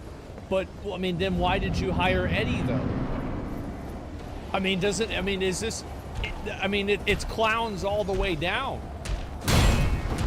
Like, just because you didn't hire the felon guy, like, let's say, yeah, this one's sitting under the radar, but you still hired Eddie. Con men that I have since learned through the billionaires, the Mormon Church, the owner of the New York Yankees, and now you surely knew Emilio, the gentleman who supposedly was child invest in the... Well, and that's fine, right? If Logan Paul wants to say that, you know, I got the best and he's tricked me, he's tricked a lot of other people, I'm one of them, I fucked up, that's fine. But usually people that fuck up don't end up, you know, plus $40 million. Usually fuck ups don't end up that way. And whenever they do, they're not fuck ups. cryptocurrency was allegedly responsible for 2 rug pulls before the implementation. So either you missed that or you knew it and failed to let the public know. Why? Because it was a clear sign that he was untrustworthy. You seemed pretty... So basically, everybody on the team is untrustworthy. That's really where we're getting at here. So one guy is a fake. So one guy robbed a liquor store with a gun. The other guy pretended to be an orphan. The third guy was just another scam artist from other previous cryptos. And then the main guy in charge of everything recorded dead people in a forest in Japan. I mean, I don't know. This doesn't seem like something I'd want to do. And people put money into this. Excited when the guy told you that he couldn't hatch the eggs? Wait, you can't even hatch? No, I'm telling you, it's just a picture. You're kidding! You can't hatch? You're kidding. You can't hatch? You can't hatch? Yeah, 1 second of research would prove that to be false, as you can definitely hatch eggs and even breed your animals. Click on that. Oh, we got a duck. And as you pointed out in your fine print, cross-hatching was available on each at one point, but you perpetuated truth. Tell me cross-hatching at one point it was so buggy that it was shut down. But basically nothing worked. And as you pointed out in your fine print, cross-hatching was available on at one point. So that's a good point. There was probably a period of at least 24 hours where you could hatch the eggs. So you were able to hatch the eggs if you hatched them on that day, or those period of days. Yes, at one point it did work, so it worked. So whenever you say it doesn't work, that's not true, because it did work. Now, why are we using the past tense here, I wonder? That's true. Basically, nothing worked. By the way, surely it really... Rare Logan W. He says it. He's right. Totally fucking accurate. All NFTs are just pictures. Yes. Finally. We're starting to realize the problem here. Internet detective would not break criminal and civil laws in trying to get information, right? So why have you allowed the illegal recording of Jeff's phone call without his permission? And then more like an internet criminal, post it online. Now, although you didn't verify any backgrounds, substantial... There's no way they're gonna sue him for that shit because he's probably somewhere else. Like, yeah, it's just not gonna go anywhere. You think they're actually gonna sue this guy for this? There's no way. It's not illegal in Texas. Yes, I don't know if it's the person who it's happening to or the person who does it. Which person is like the one at fault? I have no idea about this, but what I do have a good idea of is that this will probably result in nothing. Any evidence, took multiple criminals' words as truth, and broke laws, you still publish the defamation. However, unlike you, the blockchain doesn't lie. So let's highlight some things that you did point out. Okay. Crypto King Jake stole $6 million. True or not, we had already removed him from the team and we realized he was true or not. So we're not going to say whether it was true or not. So it was true. Okay, yeah, that makes sense. Yeah, definitely. Crypto King, I mean, again, this is the only guy that came out ahead here. Bad actor and his motive. Conman Eddie, the developer, stole $1.7 million. True or not, when we learned. This seems like the crypto version of Suicide Squad. Whenever he explains everybody. He was a bad actor as well. While myself and Jeff sold nothing and made nothing as verified through investigation and the blockchain. Jeff, Logan's manager, to my knowledge, never sold. Neither did Logan Paul. I repeat, Jeff and I made no money and will never make any money on CryptoZoo. In fact, we only lost money trying to pick up the pieces. As has been the case with dozens. I would probably agree with that. Because they haven't fully realized the scheme. I mean, are you going to cut down the tree before it's finished growing? No. You're going to wait for it to become a fucking full-size tree, then you cut the tree down. It makes sense. of crypto and NFT projects, the space is unfortunately ripe for bad actors to infiltrate projects that start with even the best intentions. Jake the Snake is no longer affiliated with crypto. I like that. Jake the Snake. That's clever. He's even got the pictures of the snakes next to him. Zoo, and we hope the money he reappropriated was worth ruining his reputation. Con man Eddie is being investigated by a higher authority that I cannot. As you can imagine, I was not clear for legal. Discuss, hence of silence, okay. We discussed much of this, including the legal process being undertaken and investigations going on during the fallout, but This part I do completely believe.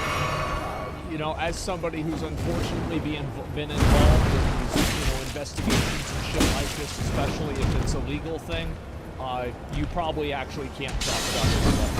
And so this is, again, probably calling out the grass under my nose, stole the game code, millions of dollars, and left Jeff and I no team in our bag. But even after 12 months of work, I still managed to overlook one. See, even though I've said it's coming so many times, you've assumed that crypto's Logan Paul has said this is coming more than fucking QAnon. Just 2 more weeks, guys, and the Patriots are just 2 more weeks, guys, and the eggs are gonna hatch. They're gonna hatch again, for sure. Stick to the plan. Who are you to decide when to develop? I got everything stolen from me in our community. I mean, I think that it's fair that, like, I can probably believe that Logan Paul hired a bunch of clowns, and then the clowns that he hired made him look bad. Absolutely. But the truth is that we should have known this from you. Like, if you knew that all this stuff was coming out, it would have made him look 1,000 times better if he had come out ahead of time and said, hey, these guys are scam artists. Obviously, the project has a lot of problems. It's had a lot of road bumps, but we do continue to work on it, and we do plan to finish it regardless of these people. If he had done this before the series has come out, then I don't think that we'd really be having this conversation. Stopped promoting publicly as soon as I knew the extent of the internal issues, took all of the heat on social, and you still published a defamatory hit piece, fully knowing I was innocent, just so you could enrich yourself in your $10 million studio. I don't know if it was, wait, it was a $10 million studio? Internal issues, took all of the heat on social, and you still published a defamatory hit piece, fully knowing I was innocent, just so you could enrich yourself in your $10 million studio. Oh, he's air quoting it, so it's probably not a $10 million. Okay, I get it. Okay, sorry, I wasn't paying attention to that. So it's defamatory because, maybe what's defamatory about it is that CoffeeZilla says it's Logan Paul's biggest scam, but it's actually not, and there have been bigger scams in the past to CoffeeZilla for defamation, because Logan Paul actually has scammed people even more than this in the past, and the representation of CryptoZoo is not even close to this. That must be it. Yeah, I think so. Fully knowing I was innocent, just so you could enrich yourself in your $10 million studio. Sharp, but deeply unethical, dangerously misleading, and illegal. I suggest... Well, I would say that it's very misleading. I mean, like, I will take Logan at his word just because I think it's interesting to play devil's advocate for this kind of stuff. Let's say everything that he's saying is true.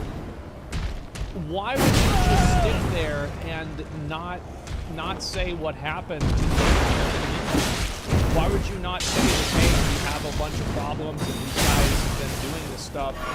Like, you knew that CoffeeZilla was trying to fucking do this interview stuff because he called your man.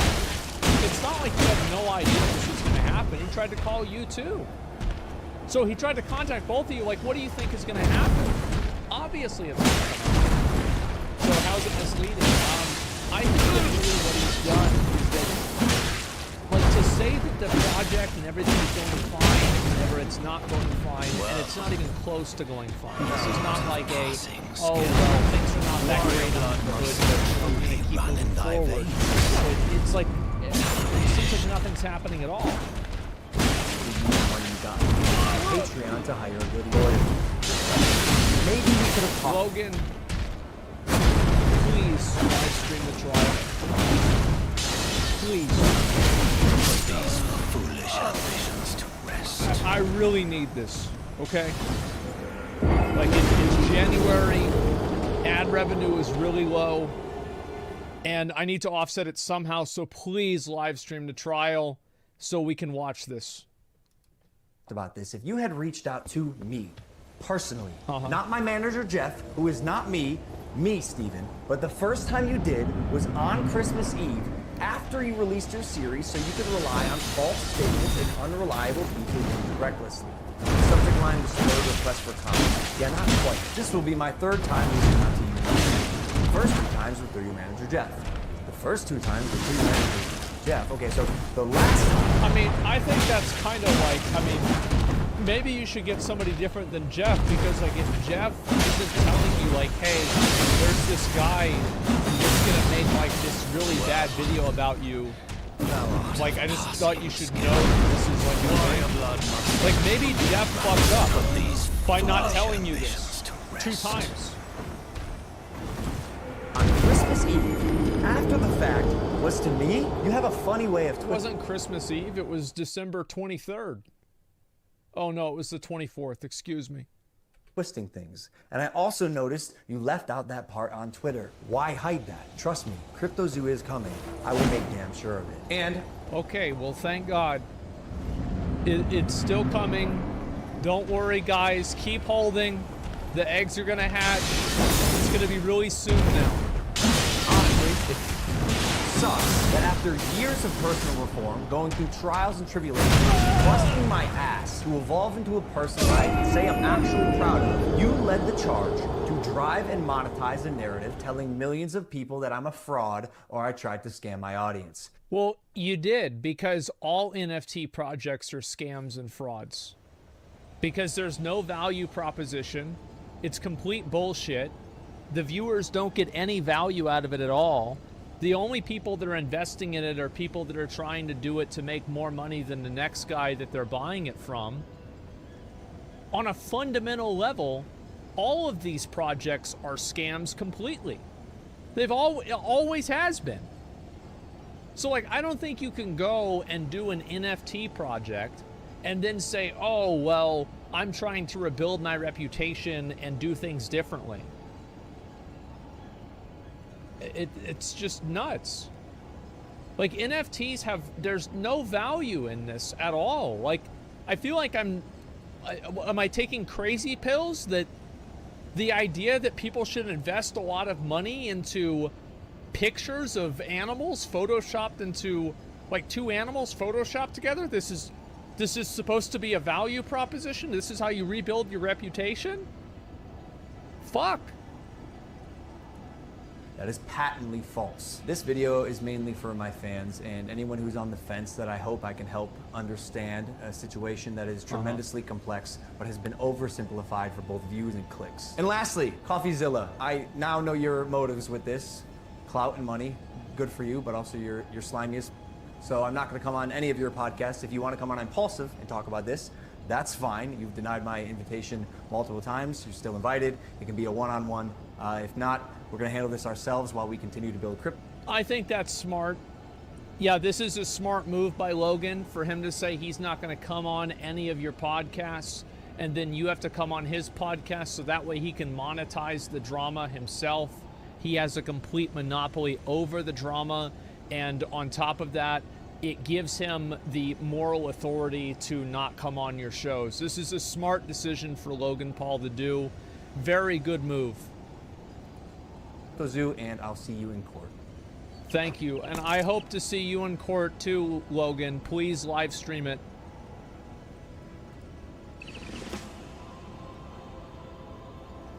Coming in 2023 or 2024. Okay, so it's coming, guys, in 2025.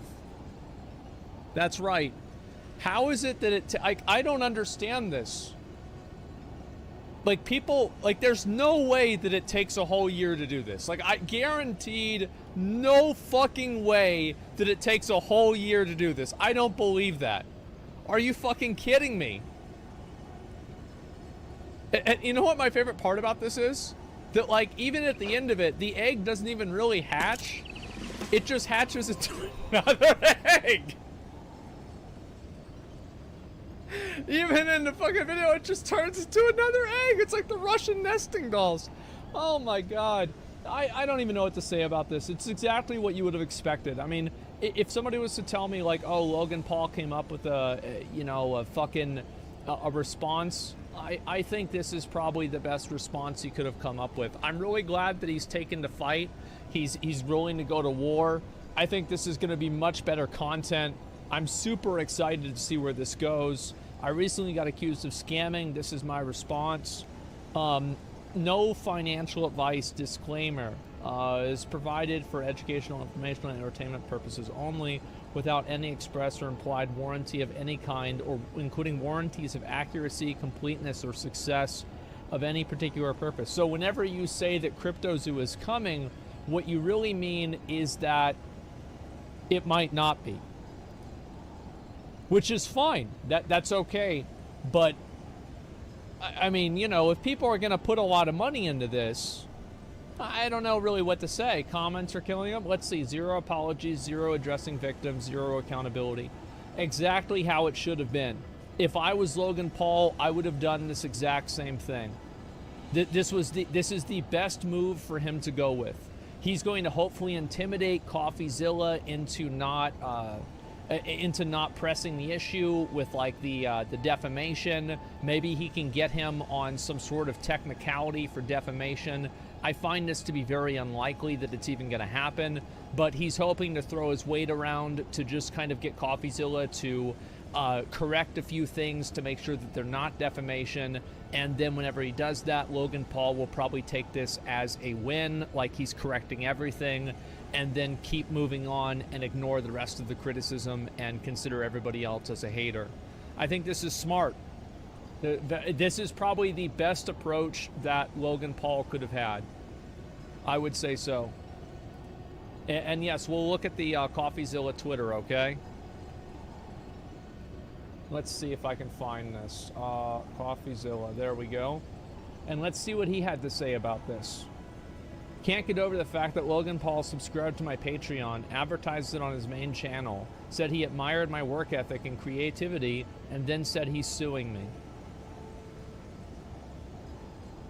Yeah, I can see that. Yeah, that is kind of odd, isn't it? I can see why he's confused. For sure. Reviews are in for Logan Paul's response to CryptoZoo. I'll read these here.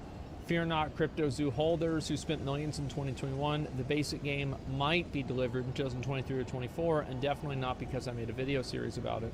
Definitely not. This is hardly important with the insane lines in Logan Paul's new video, but did he really say he was going to sue me? Also, that he'd love to host me on Impulsive. Well, now it's a trap.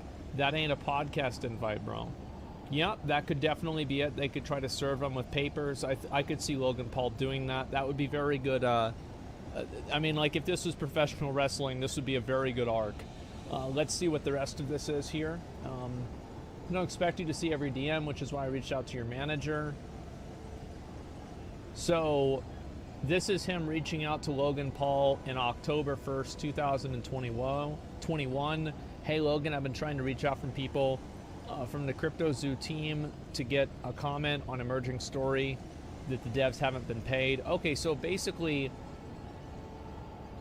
oh, this is interesting. So he tried to message Logan Paul in 2021, and then Logan Paul said that he didn't do that.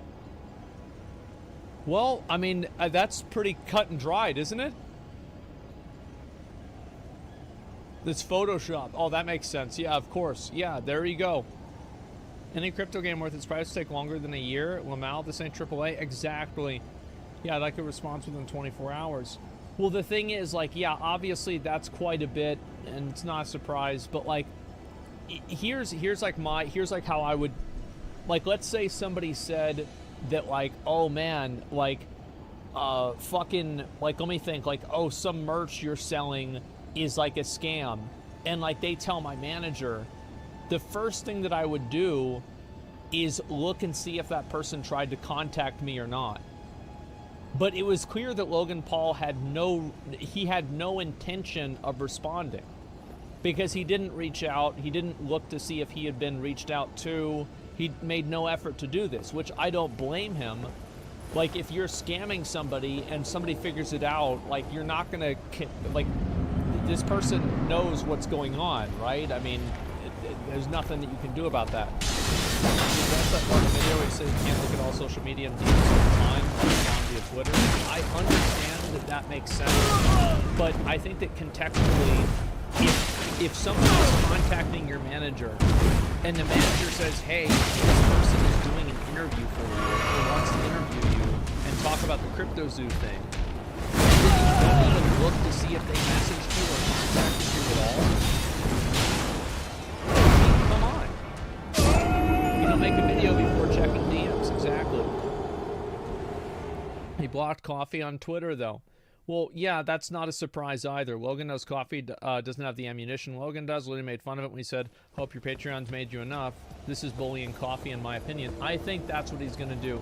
So this is kind of what I think, this is what Logan Paul's win condition is. It's a slim chance, but he's going to ride it out. And I can always expect somebody who's going to ride, you know, this man is going to ride his ship to the bottom of the ocean. Ride his egg down to the bottom of the ocean, because God knows it's not going to happen to a dolphin. So the fact is that he's going to go all the way with it. And I think that Logan Paul's goal and like the win condition for him is to be able to take a couple of lines inside of one of CoffeeZilla's videos that Logan Paul can't and then or is inaccurate in some way, then turn around and I mean character and all the other stuff, and then hopefully get CoffeeZilla to resend that statement without going to litigation, and then whenever CoffeeZilla does rescind that statement under threat of litigation, Logan Paul will pursue the W and portray it as if CoffeeZilla rescinded the entire investigation itself. That's what I think Logan Paul's winning is. That's probably the smartest thing that he can do, and that's the best idea I have. Now, maybe it's something different, but that's what I think. That's what I would do if I was him. And it wouldn't be hard for him to do. No, it would not. He's not smart. Logan Paul is not stupid. Logan Paul is not a genius. He's not some kind of like mastermind like Crypto King is. I mean, like, you think about it like this, okay? Logan Paul, the one thing that everybody agrees on is that Logan Paul made no fucking money. Okay? Crypto King made minimum $6 million fucking dollars. Okay? So this guy made $6 million, got the fuck out. He's playing both sides. Everybody knows he's an asshole, but at least he's not Logan. So he's completely fucking removed from this. He's never gonna have to pay back that $6 million. That's it. He's done. Except from the start. So like, yeah, Logan Paul may not be this guy, but he's not stupid. And also, he has other people that are helping him make these decisions. It's not like Logan Paul just decided he wanted to make this video and then 2 hours it was uploaded. CoffeeZilla considers that to counter Logan. Imagine how much you would donate to them. Imagine he's concentrating Coffee in a legal battle, regards to trying to bankrupt them on just exactly, yeah. He's trying to bully him legally, and I think this is a decent approach. I don't think it's going to work personally, especially whenever you consider how many people are aware of this, the awareness of the issue. I think that if Logan Paul presses the issue, a lot of people will donate to it, and he will be able to support himself, and it won't be an issue. It's the same as like this same kind of thing happened. I remember Hulk Hogan sued Gawker, and I think it was Peter Thiel gave him a bunch of money to do it, and Gawker doesn't exist anymore. So there's already precedent for something like this happening. That's the first one that I can think of. I'm sure it's happened before in the past as well. So that's it. He'll become the villain, yeah. He can say CoffeeZilla depreciated the value of his coin, and that's a huge dollar amount for him to sue for. That's probably true too. I think it really depends on what he's going to do. do. President in public, you can see the cripple on financial report. I think that sometimes it's not about winning. Sometimes it's about making the other person lose as much as possible while they win. And I think that's really what Logan Paul is saying. He's like, I will take you to court, I will fight you tooth and nail, and if you win, you win. But you probably will win, but I will make it as unpleasant, as painful, as brutal as absolutely possible. And I think that's really what, maximum collateral damage. It's a relatively good approach to it. Let me read some of the comments here. I love the fact that he wants Coffeezilla for not betting the criminals he hired. Funny. 12 months of silence. He was the only person to get a word out of his mouth. That's true. Again, I investigated myself and I found myself innocent. I don't even think there was an investigation because the best part about this is he didn't find anybody else innocent. They investigated everybody else on the team. Nobody else was innocent. Like I said, this is the crypto version of the Suicide Squad. I'm happy to see 99% of people roast him. I'm glad we all have some integrity and morals in this world. No, I don't think people really give a shit. It's just something that's interesting. The moment Logan Paul does something else that's interesting, people will forget about this because it's just all entertainment. But either way, it's funny to see it happen now. Like, I'm very much black pill on this kind of stuff, I'll be honest. No lawyer on earth would advise their client to make a public video like this. Probably not. No, I think that he did it anyway, though. But I think that really what crossed the line is you can't talk about an investigation because it's an actual criminal investigation, not like some fucking, civil suit or something like that. I like how I made his case workers. I mean, at this point, it's already out. I'd say so. He was embarrassing. In my defense, my entire team was comprised of criminals. Without blame here, which is smart. That's a good idea. You set yourself up with other people, and everybody else is a fall guy.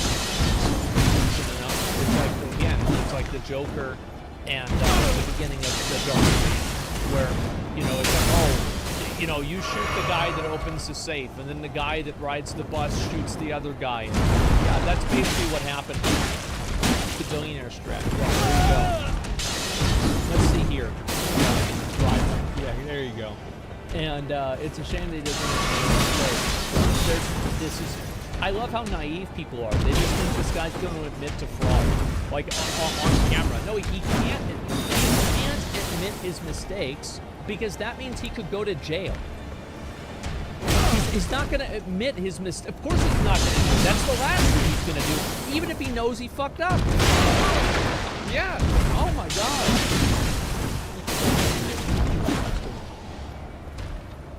Yeah, the heist failed, so I'm not a robber. That's true. Yeah, people are so naive. Should be in jail? I don't know. I think that they've, it seems that way, but, everybody, even Logan Paul got a fucking trial. Everybody's in trial. Foolish ambitions. Yeah, I kind of agree. It seems like people that do this kind of stuff should be in jail. So, we'll see what happens. Anyway, I'm going to look at a few things on Reddit because I've been missing out on this stuff. Meet Canyon, Logan Paul video. I'll have to watch that at some point. I don't know really when I will, if I'll do it today or not. Give me 1 second here. I'll pull up some music and we'll listen to it. Look at some stuff on Reddit too.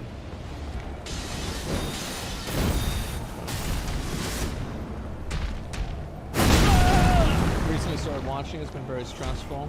Thanks for being an outlet. I love to be, man.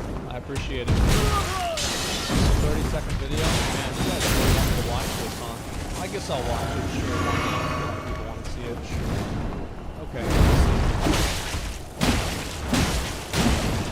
Here we go. POV. Logan Paul sweeps your wallet. Hey. What's going on there? Yeah. Bet you've never been this close to a celebrity before. Foolish ambitions to You want to take a selfie? Or... Don't focus down there. Here, look back up here. Here, have a prime. Yeah, go ahead and drink that. Oh, delicious. Yeah, it's smooth, isn't it? That's smooth. Oh. Oops, sorry. I thought you might have been passing. That was a good. That's a really good one. Dying or passing away there. Yeah, No, that's okay. Oh, that's such a good one. There we go. There it is. Not much in here. It's okay. I'll tell you what, though. That's a great shirt. Oh, yeah, it feels nice. Let me just get that off here real quick. Let me just Get that off here quick. Oh, man. Your body's disgusting. Now, you gotta work on that. Huh? Check this out. Check this out. Oh, wow. Okay. Go ahead. You can look. I know. It's pretty remarkable. Oh, my God. Look at that. Touch it? Well, I better get those shoes from you, too. Stop squirming. Stop squirming here. Mike! Mike, come help with this! Oh my God! Logan's been working on so much crazy stuff this year. He's a total workhorse.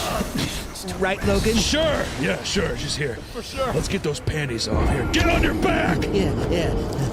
He's trustworthy, too. He's the best. Bro, Mike looks like he's from an Elden Ring.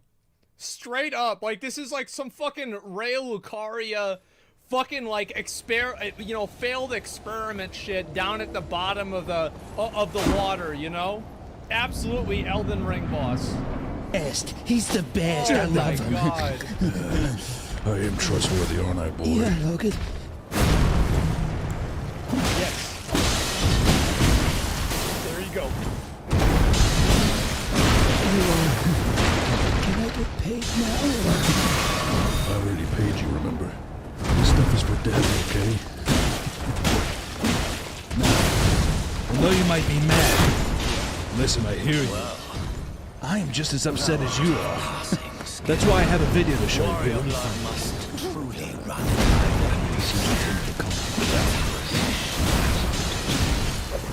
Not that one. That's for another thing.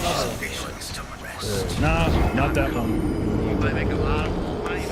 Well, you know, I'll find something for you to chew on soon enough. But, you know, I don't know. Just give it a week.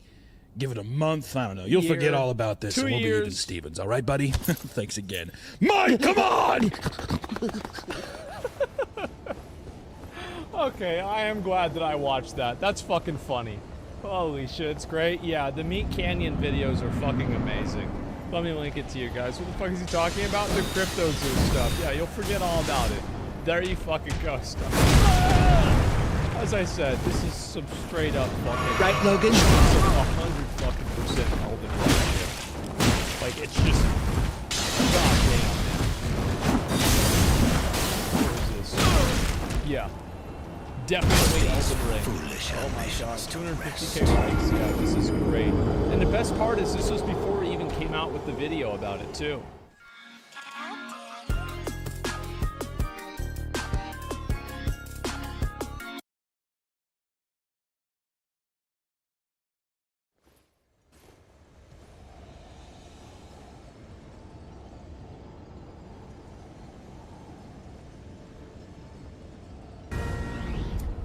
Good evening and welcome to Tucker Carlson. Tonight, Kevin McCarthy's just lost the 11th round trying to be speaker. And it's funny how we're supposed to feel about this. We're all supposed to be highly upset, outraged, appalled, on the verge of tears about the fact that some of his colleagues are trying to make it hard for Kevin McCarthy to come into the House. Very upset. But why exactly is it so upsetting? It should be hard to become Speaker of the House. Very hard. It's a big job. It's one of the most powerful jobs in the world. It's not one of those positions you give to elderly men who campaign from the basement. If you want to be the guy who's second in line from the presidency in America, you've got to work for it. And Kevin McCarthy certainly has worked for it. Whatever you think of it, you get the feeling McCarthy would crawl naked into a sewer to get this here. And that's not necessarily an insult, but it's what it takes, obviously. Maybe it's what it should take. So think about it for a second. Nothing we have seen in Washington, the supposedly apocalyptic world-ending drama of politicians arguing with each other. None of it qualifies as especially unusual or bad. This is what democracy looks like when you get up close. I want one thing, you want another thing, we schedule a vote to see who gets it, or in this case, election. But whatever. How is that a disaster? It's not a good thing. It's how this is supposed to work. But don't tell the morons they're too overwrought to hear you. Watch.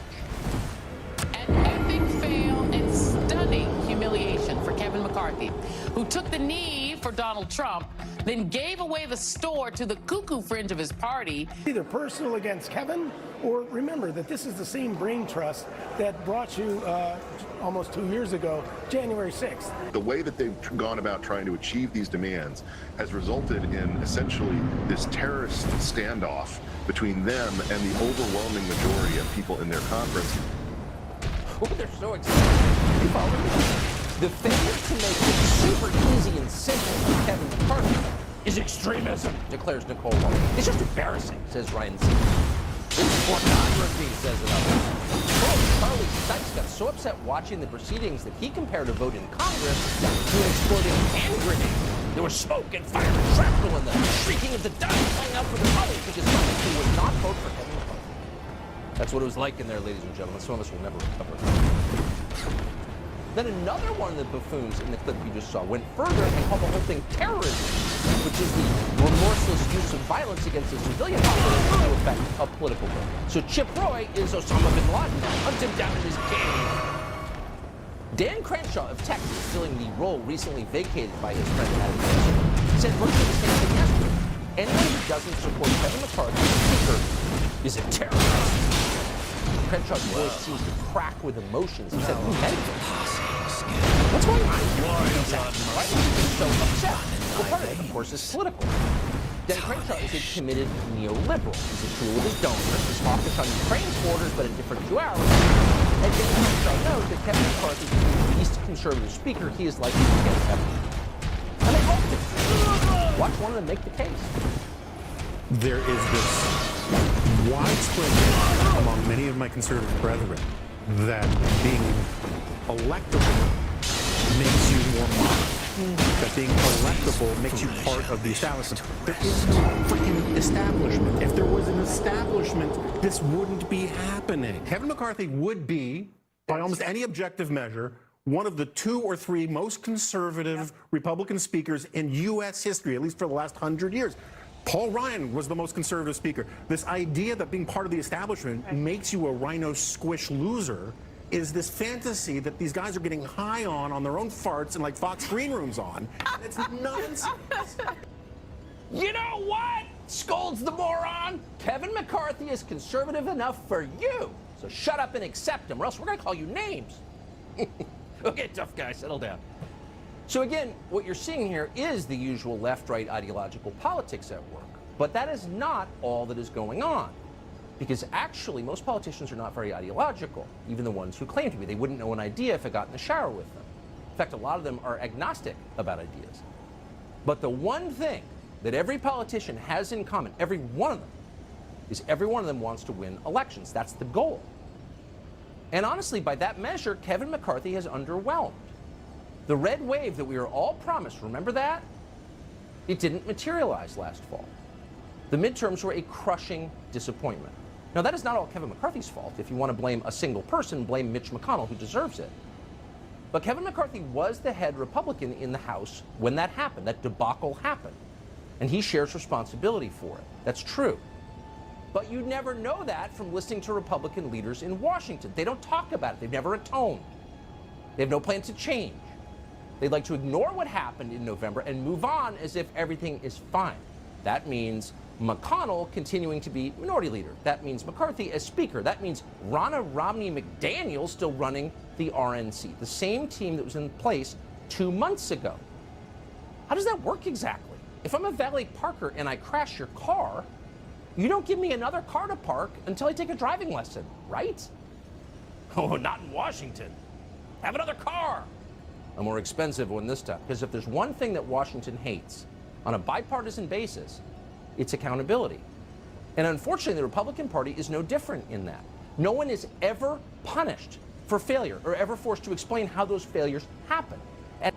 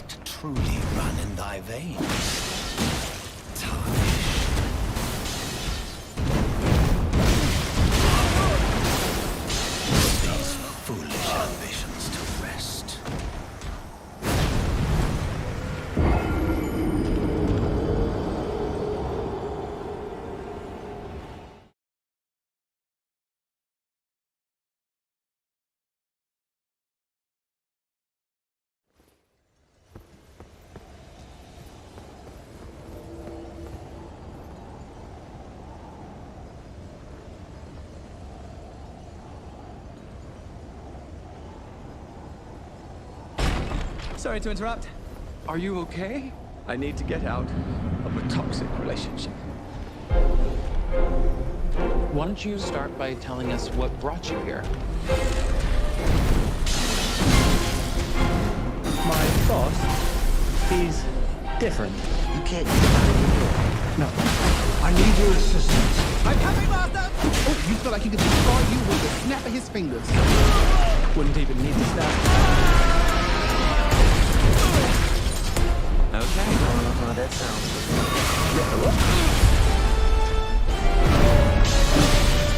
Renfield, bring innocent victims. I want a handful of nuns, a busload of cheerleaders.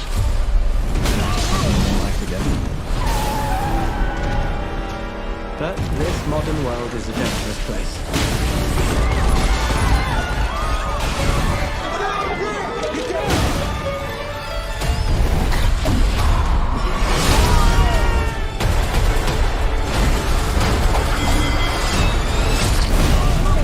Thank you. You saved my life. Did I watch you cut a guy with a decorative serving platter? It's in the wrist. Let me explain. My boss gave me this power. In return, I tend to his needs, including care, feeding. You bring him people to eat? You're like the guy that gets the villain's Postmates. But if you were to stop focusing on his needs, what would happen? He won't grow to full power. Exactly. He won't grow to full power. What? That's so weird. Why would you phrase it like that? But yes. Hi. Are you here for the meeting? Oh, come on. No. Some call me the Dark One. Others, the Lord of Death. To most, I am Dracula. Okay, obviously we're dealing with a little bit more than just narcissism here. Now, let's eat.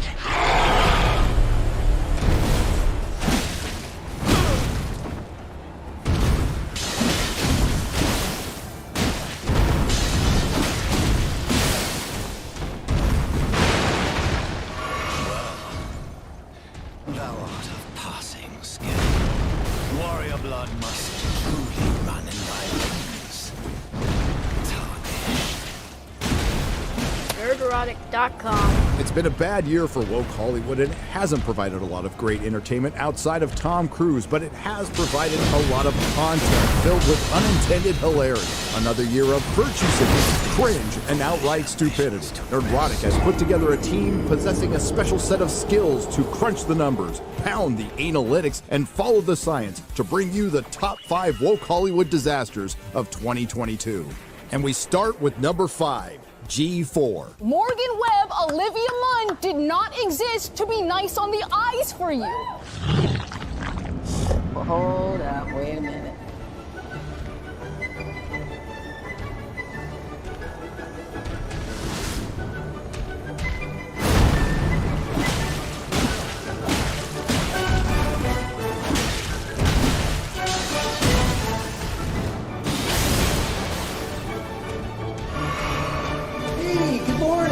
The legendary and original G4 and Attack of the Show are in the Nerd Hall of Lore for all of eternity. A show made by nerds, for nerds, came and went in a time before America had a stick lodged up its ass and it knew how to have this thing called fun. My butthole has something to say. It is literally filled with all of the ocean water in Jamaica. It is probably the size of this microphone right now, and it's throbbing. Time passed, then in 2020, venture capitalists and a multi-billion-dollar corporation decided to invest in a relaunch in the worst time possible, current year. And it couldn't even last that. We're scissoring all the way to the bank. Millions of dollars, a 67,000 square foot studio, an attachment to an esports empire, including an esports stadium, influencers with agents, teams of writers. Kevin Pereira was brought back, and some bitter old dude with TDS. I have no interest in my family members who are Republican and voted for Trump. That I don't plan to go see them ever again for the rest of my life. Bruh. We're all hired to compete against thousands of people on multiple platforms who are all doing the same thing better in their spare bedrooms. The message was explicitly clear. We are going to be a very different G4 that recognizes the sins of our past, and we are going to make sure that it doesn't happen again in regards to diversity, inclusion, and sexism. Considering what we know now, it wasn't long for this world. Okay, so like people are always like, yo, G4 shut down because of this or that, and I'm like, I was very impressed with G4 shut down in the interview process, because like, the guy that was interviewing me, he goes, why do you believe we should cancel Batman? And I was like, why are we canceling Batman? He's like, because he's rich and he's white. And I was like, well, what do those two have to do with each other? Like, yeah, people believe that he just skates on the law, and that if someone of color did the same exact thing, they wouldn't get away with it like he does. But what brought down this multifaceted organization attached to an esports empire and backed by venture capitalists and a multi-billion-dollar corporation inside of a current year? A big mouth. Every time G4 is brought up in various channels, even in this YouTube channel, we have the chat in front of us. I can see you. Without a doubt, there will be backlash because I'm not as bangable as the previous hosts.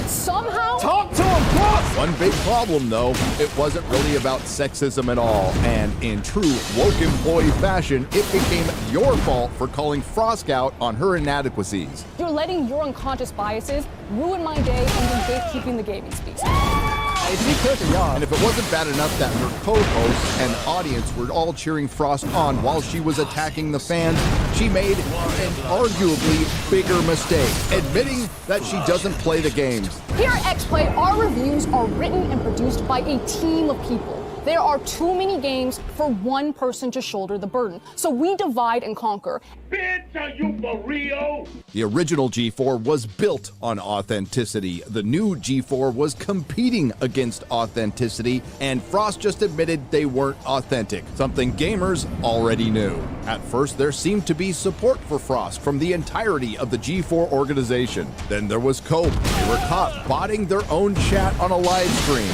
Look at this.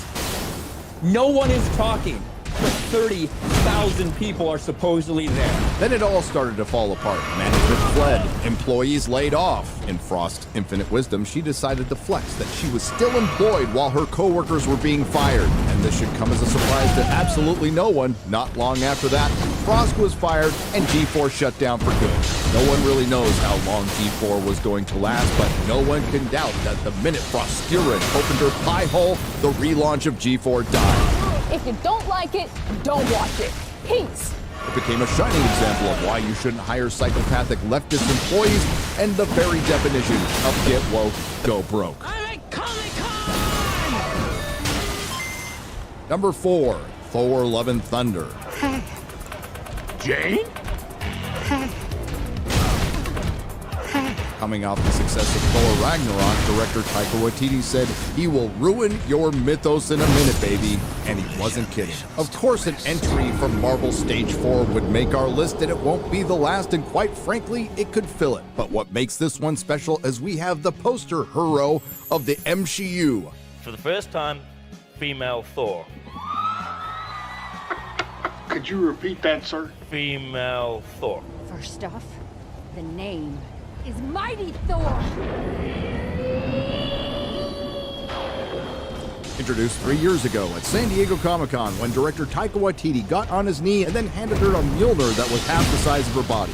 It was the early days of the MCU when we tried to warn you then. This is something we've all seen before in the comic books, and it became clear that Disney Marvel was willing to bypass decades of great stories that sold in the hundreds of thousands, sometimes in the millions, to get to stories that sold in the thousands and were eventually canceled. Fast forward to 2022, and what could have been a proper adaptation of a good storyline from the comics, Gore the God Butcher, gets butchered by Taika Waititi, mostly because they saddled the Thor film with female Thor and King Valkyrie, who has a lot in common with another woman king, enslaving people. Gore looking like crystal meth Uncle Fester didn't help either. And Thor Love and Thunder ended up being yet another Disney Marvel bait and switch with an awful story only matched by the abysmal CGI. Thor: Love and Thunder did have one of the biggest openings, not adjusted for inflation, of the franchise, only to be followed by one of the biggest second-week drops in Marvel Cinematic Universe history. What didn't help is director Taika Waititi and Tessa Thompson, who somehow manages to get a lot of work without being able to change her facial expression, clowning their own effects department. Okay. Does that look real? In that particular shot, no, actually. Followed by a lot of shield cope, Hemsworth dissing director Taika Waititi and hinting he may not be back. Again, I don't know if I'm even invited back, but if I was, I think it would be the drastically different version. Yeah. Maybe it had something to do with Chris Hemsworth having to hit the gym every day and Natalie Portman could just roll in with her CG guns. The magic of cinema. Take that, patriarchy.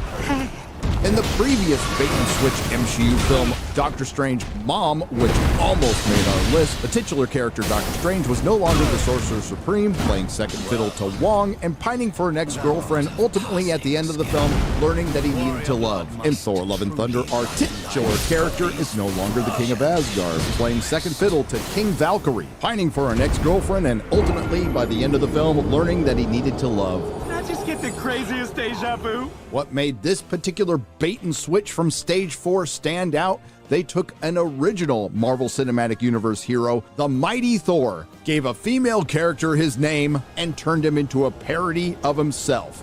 A bumbling male himbo MCU character. That's why Thor: Love and Thunder was a massive disappointment. Number 3, Obi-Wan Kenobi.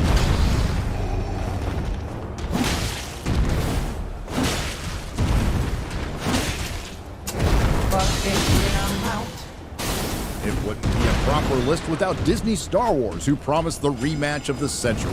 Was it the lore-shattering Darth Vader fighting Obi-Wan Kenobi again? No.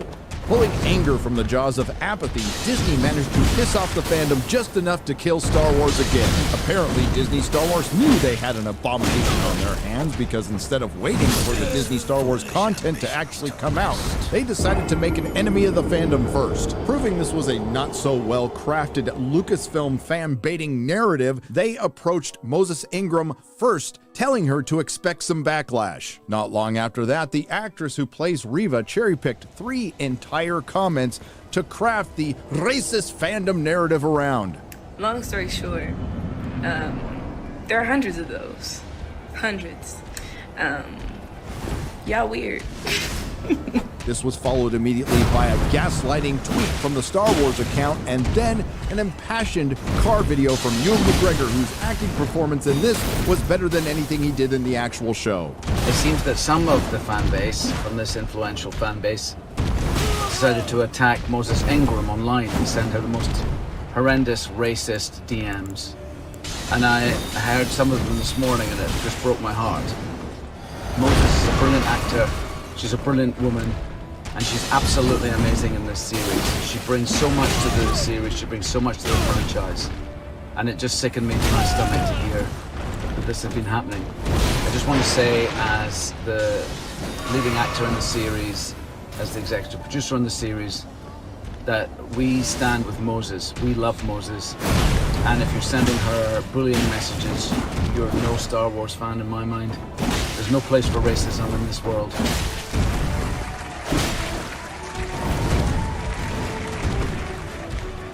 Oh goodness, thank you very much. And just like that, the racist fandom narrative is set. And now you're not just watching another piece of content on Disney Plus, you're fighting racism by watching Kenobi. Unfortunately for Disney Plus, Kenobi was released, and it was the 4th most popular thing that week, finishing behind Top Gun, Stranger Things, and the Depp Heard trial. And it only got worse. At best, this could have been a good show about a guy who babysits a quitter. Unfortunately, it turned into a quitter who babysits a quitter. It's not like there isn't a very popular book they could have based the show on. Too bad Lucasfilm shit-canned the EU. But that's okay because he wasn't really the main character in his own show. The biggest problem, aside from all of the established lore shattering, the central characters were Reva and Little Leia in the Obi-Wan Kenobi series. A contrived show filled with detestable dialogue. The acting was worse. The Empire doesn't take kindly to Jedi sympathizers. He will come for me.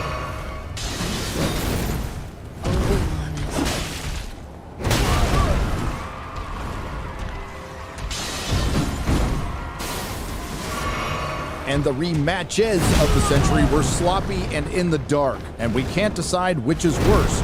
Obi-Wan leaving Luke twice in the same series, Reva knowing where Luke is and being allowed to live, a 10-year-old who runs like a toddler outrunning adults in multiple scenes.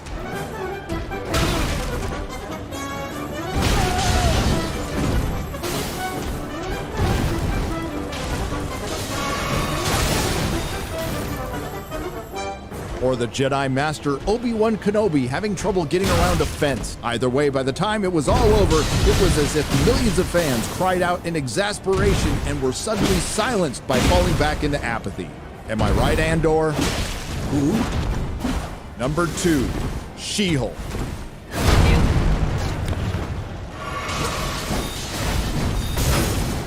It's Jack.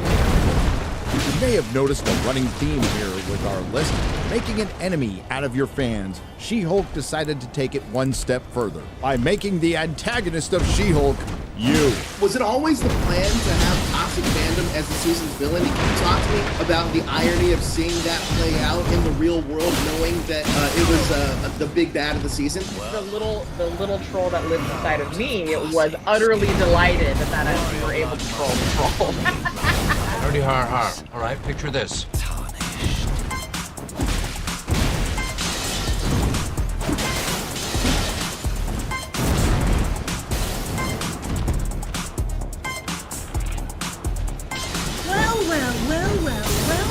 Well. Marvel is indeed dying, and it appears that the MCU phase 4 has metastasized into stage 4 with She-Hulk. What's different this time was Jennifer Walters' She-Hulk was a very popular character from the comics. Gee, I wonder why. Unlike characters like Ironheart, Miss Marvel, and Captain Marvel. Disney Marvel set out to make a self-referential, fourth-wall-breaking legal superhero dramedy. Sounds good, right? The only problem is this team of writers, and yes, it took multiple people to write something this bad, had no experience with legal dramas or superheroes. A show reflecting the Los Angeles they live in today, minus all the homeless people. Of course, they have to drastically change the origin from the comics where Jennifer Walters saves Bruce Banner instead of the other way around to preserve the female protagonist's agency. You know, the character is a role model, right? She's rad, and you see her coming to our own power. Leaving our titular character free to be a slut and drink herself to sleep every night. Sending Jennifer Walters on the hero's journey, which is no journey at all because she's already great at being a lawyer and she's a better Hulk than the Hulk. All culminating into another inane piece of content on D+. Zero narrative structure, cringe dialogue. I'm great at controlling my anger. I do it all the time. When I'm catcalled in the street, when incompetent men explain my own area of expertise to me, I do it pretty much every day, because if I don't, I will get called emotional or difficult, or might just literally get murdered. So I'm an expert at controlling my anger because I do it infinitely more than you. Wash your tits. Horrific effects. That's not an uncanny valley, that's an uncanny singularity. What puts Jessica Gow's She-Hulk so high on our list is the outright character assassination, beginning but not ending with Jennifer Walters, the She-Hulk.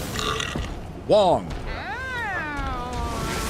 Abomination. It's really an honor to be your humble life coach for the evening. Destroying Planet Hulk. I have someone here that I'd like to go. This is my son, Scar.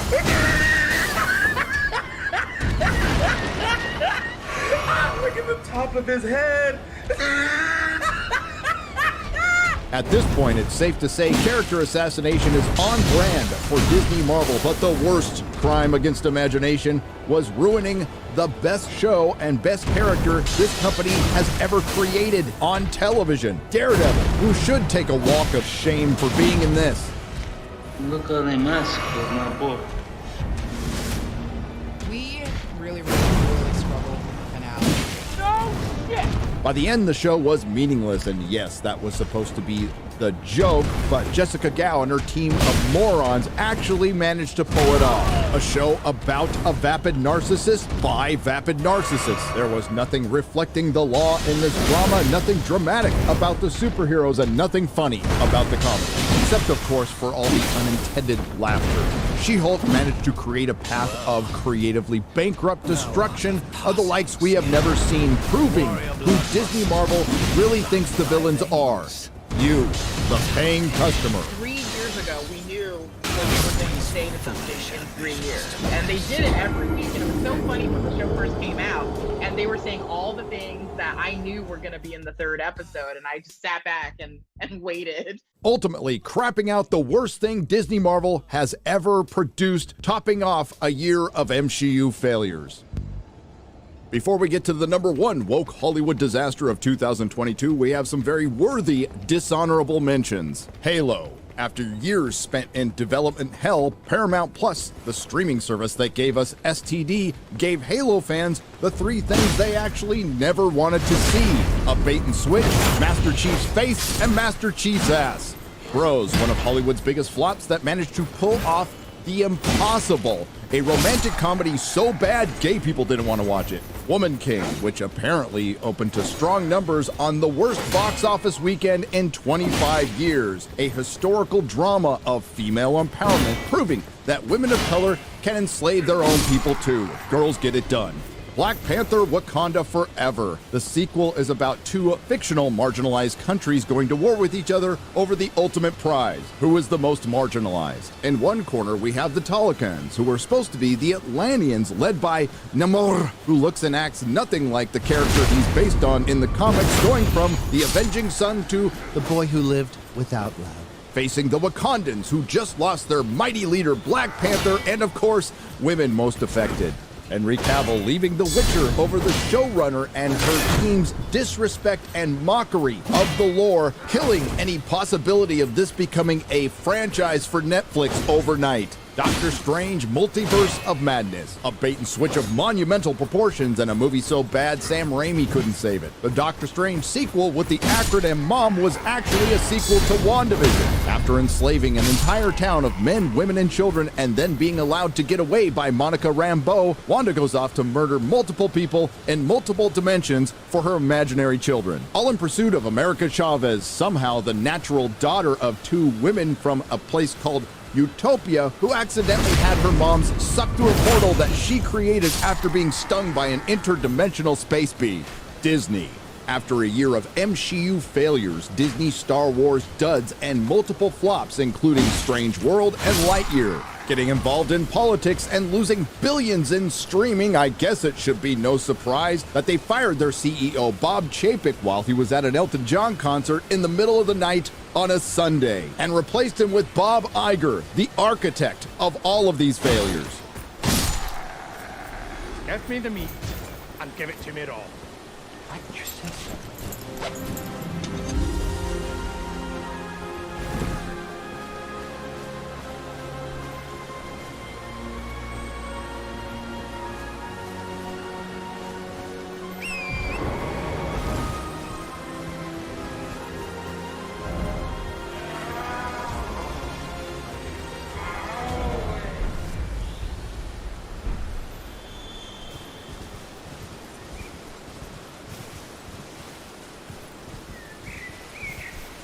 In any other year, everything on our list would be worthy of the top spot if it wasn't for Amazon's billion-dollar disaster. Number 1, The Rings of Power. One failure to rule them all.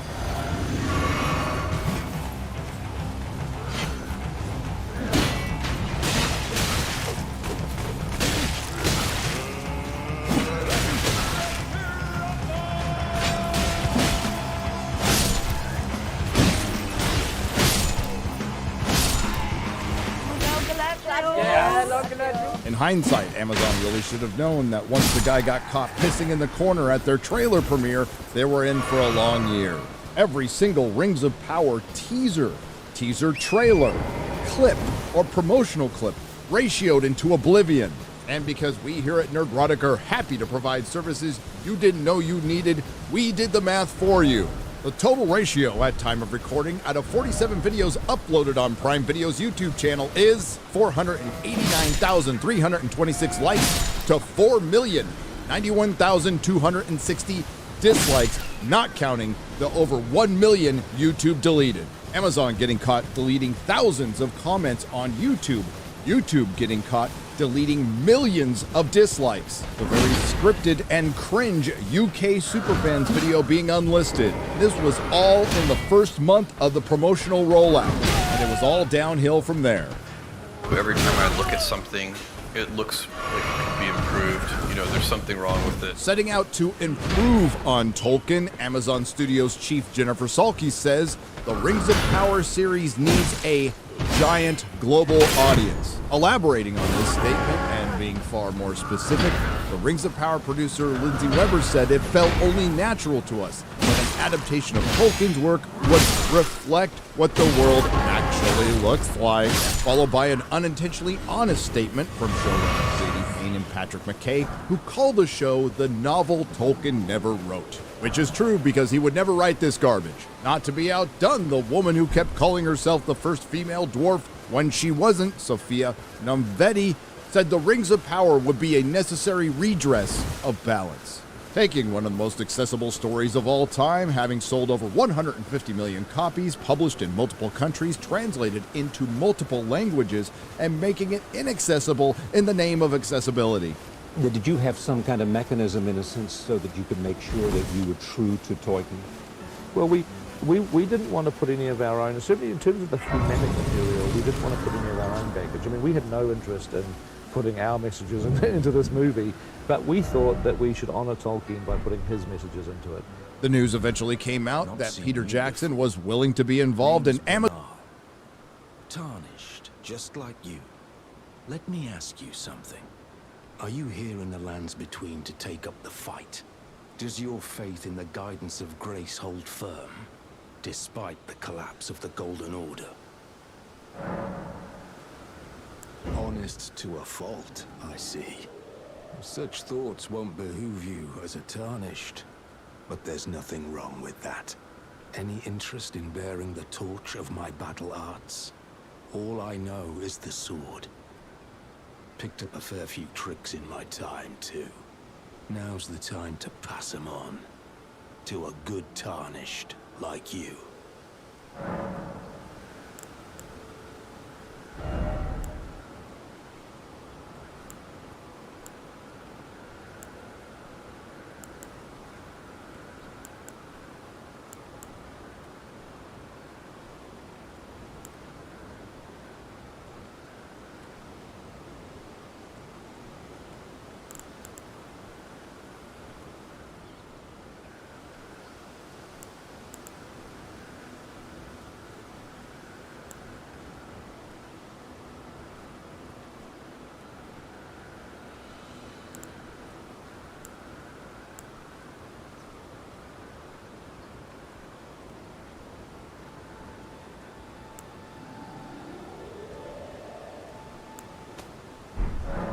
Not floating your boat, eh?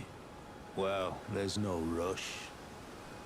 Knowledge of the arts can wait another day.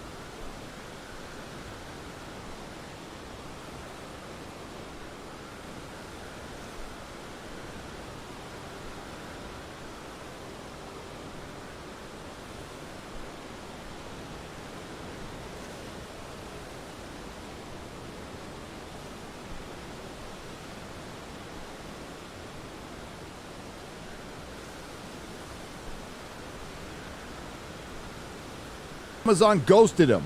Amazon used all of their money and influence to incorporate influencers, YouTubers, professors, scholars, and shills. Also, they could assist Amazon's marketing department in weaponizing inclusivity and diversity against the Tolkien fandom, all resulting in the most historic trolling of the likes entertainment has never seen, using the ultimate weapon, mockery and memes. All right, folks, my name is Daryl Weathers, and I'm with the Construction Workers Union. I work with a lot of fine men who have families to feed. I don't know about y'all, but we work long and hard to get our pay up to a level where we can make a decent living. And these night beers took our jobs. Yeah, they're down. Well, they took our jobs. They took your jobs. These damn night beers took our jobs. Even Elon Musk got in it.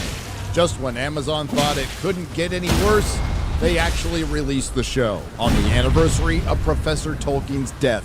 Prior to the billion-dollar disaster's eventual release, fans predicted a focus on inclusivity, diversity, and intersectionalism, partially because Amazon told us diminished male characters, a focus on original characters that reflect the Los Angeles that they live in today.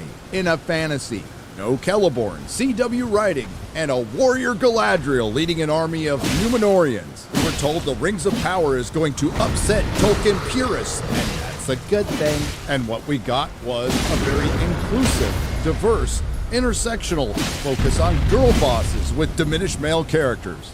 No Celeborn, CW writing, warrior Galadriel, and yes, a lot of pissed off Tolkien purists. What makes the Rings of Power top our list is this was woke Hollywood's One Ring. To subvert them all, they spent $58 million an episode for a show with the first elves of color who actually weren't, the first dwarves of color who actually weren't, and the first halflings of color who are actually hobbits, all to bring the necessary redress that reflects the modern Hollywood they live in today to desecrate one of the most beautiful stories ever written. Activists have been circling this franchise for years like foul beasts. Unfortunately for them, once they got their claws into it, they had no idea what to do. Turns out the activists who inhabit corporate woke Hollywood, who is now in the thralls of big tech, are incapable of adapting Tolkien.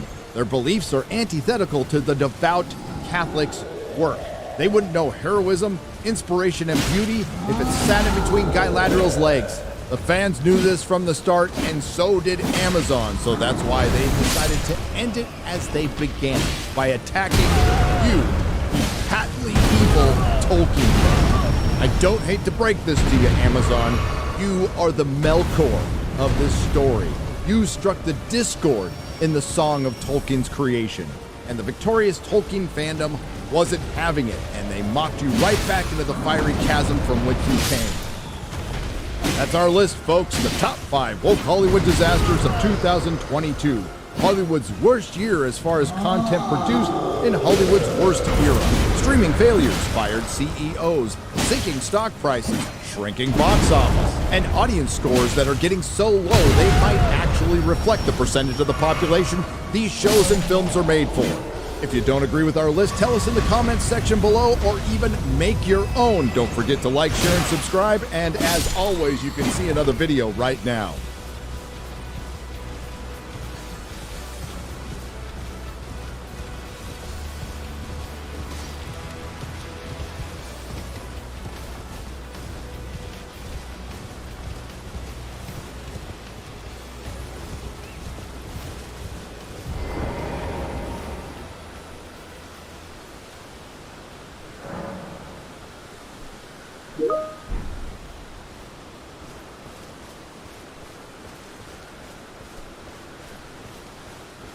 To Unapologetic. Today we're going to be reacting to a video of Peter Boghossian at Portland State University, where he's positing the question, are there two genders, and asking students to agree or disagree. Some students and faculty were not very happy with this question and decided to ambush him. Let's get into it.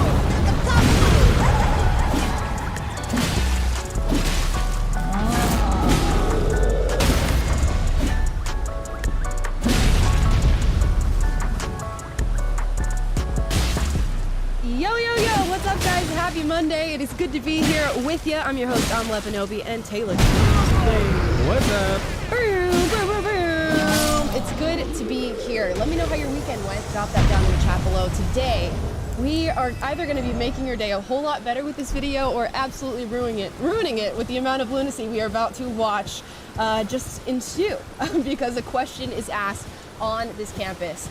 You guys might be familiar with a man by the name of Peter Boghossian. I don't know if he's currently a professor in Portland, but he certainly was a professor in Portland and actually came to fame after writing this entire essay about why he was leaving his job as a professor due to being just attacked and ambushed by woke students and faculty day in and day out. And he really spoke about the death of liberal education in America due to woke ideology and woke dogma infiltrating all of our public institutions. So here's a video of his that recently went viral. It's got 1.2 million views, and he's simply going on to Portland State University, and he's asking the students to engage in thought experiment or a thought-driven game, where he's asked a question, and the statement, or I should say in this video, is there are two genders. Now the students walk up, and there's little lines on the street where they can stand at I strongly agree, all the way to I strongly disagree, and they can give their spectrum of thought and explain why they believe the thing that they believe.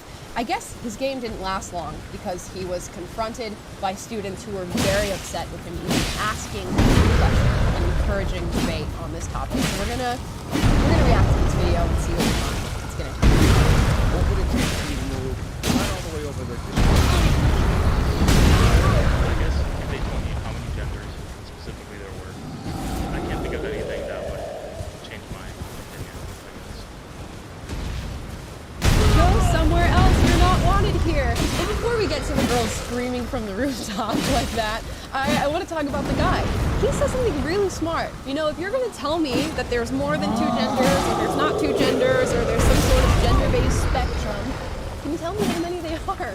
And if you could, maybe that would solidify your point that you're making just a little bit more than saying, you know, it's infinite and anybody can be whoever they want to be. But of course, his point is probably going to go unheard because this young woman interrupts. Oh, you're giving me the finger? Okay. You're standing in front of the social work building. You're harming individuals by asking that question. Harming individuals by asking that question. You want to come down and have a conversation about it? She's flipping him off. How do you not get that? You want to come down and have a conversation? Oh. Okay, so what would it take for... You see how you respond to these things? Now this is quite literally giving me PTSD of being on WSU because you go to a college campus to do something that really in reality is quite benign, like you're going to talk to people or to give a speech or to have Q&A with the students, and all of a sudden you are just being attacked by woke goblins who only want to scream at you from the rooftops of their campus without coming down to have a conversation. And it's almost as though you can predict exactly what's going to happen. You know, the girl screams from the rooftops, go, "Hey, I see you're pretty angry. You want to come and have a conversation with me?" "No, I have class, but I'm perfectly fine with screaming at you from above and on the top of this building while you're down there, and you're in no position to rebut anything that I'm saying or any of the accusations that I'm making. In fact, I'll flip you off from up here, but probably won't do it when I come downstairs." Which is you move to a strong body. In this man's class,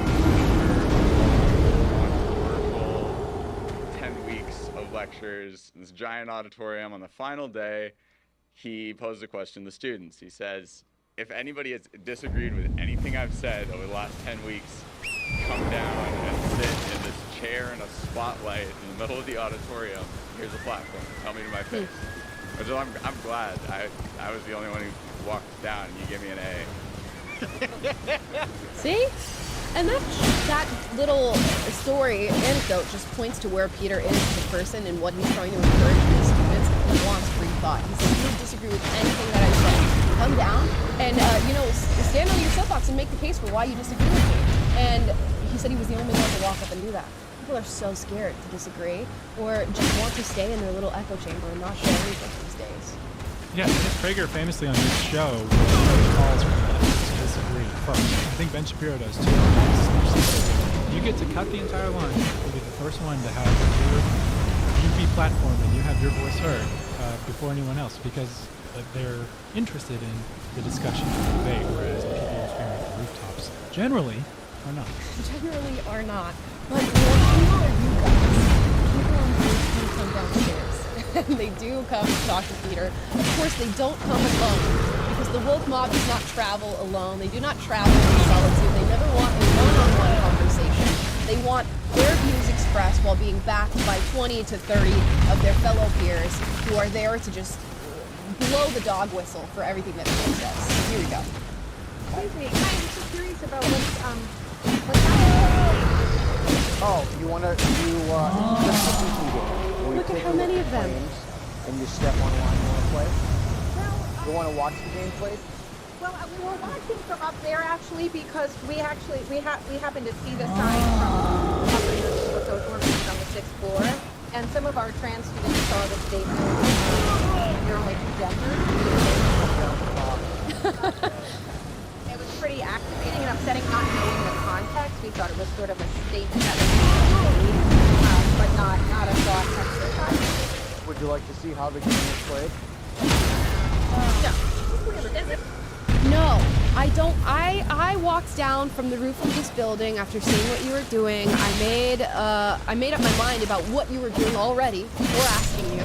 And instead of walking on and just respectfully trying to engage in a conversation and understand what it is you're doing, I'm in fact going to walk onto the display that you've set up, and with complete disregard for everything that you've created here today, and then tell you that what you're doing is harmful and that I don't want to hear why it is that you're doing it, and I don't want an explanation. He could have quite literally been like, I am a gender-affirming pediatric specialist who is advocating that children be able to transition medically, and I'm doing this project to have these conversations with college students to make them aware of this issue. They would never know that because they don't care to understand. They've already made up their minds about what he's doing, what message he's putting forth, even though that's not the message he's putting forth whatsoever, and they're just ready to tear down everything that he's doing, so long as they're in agreement.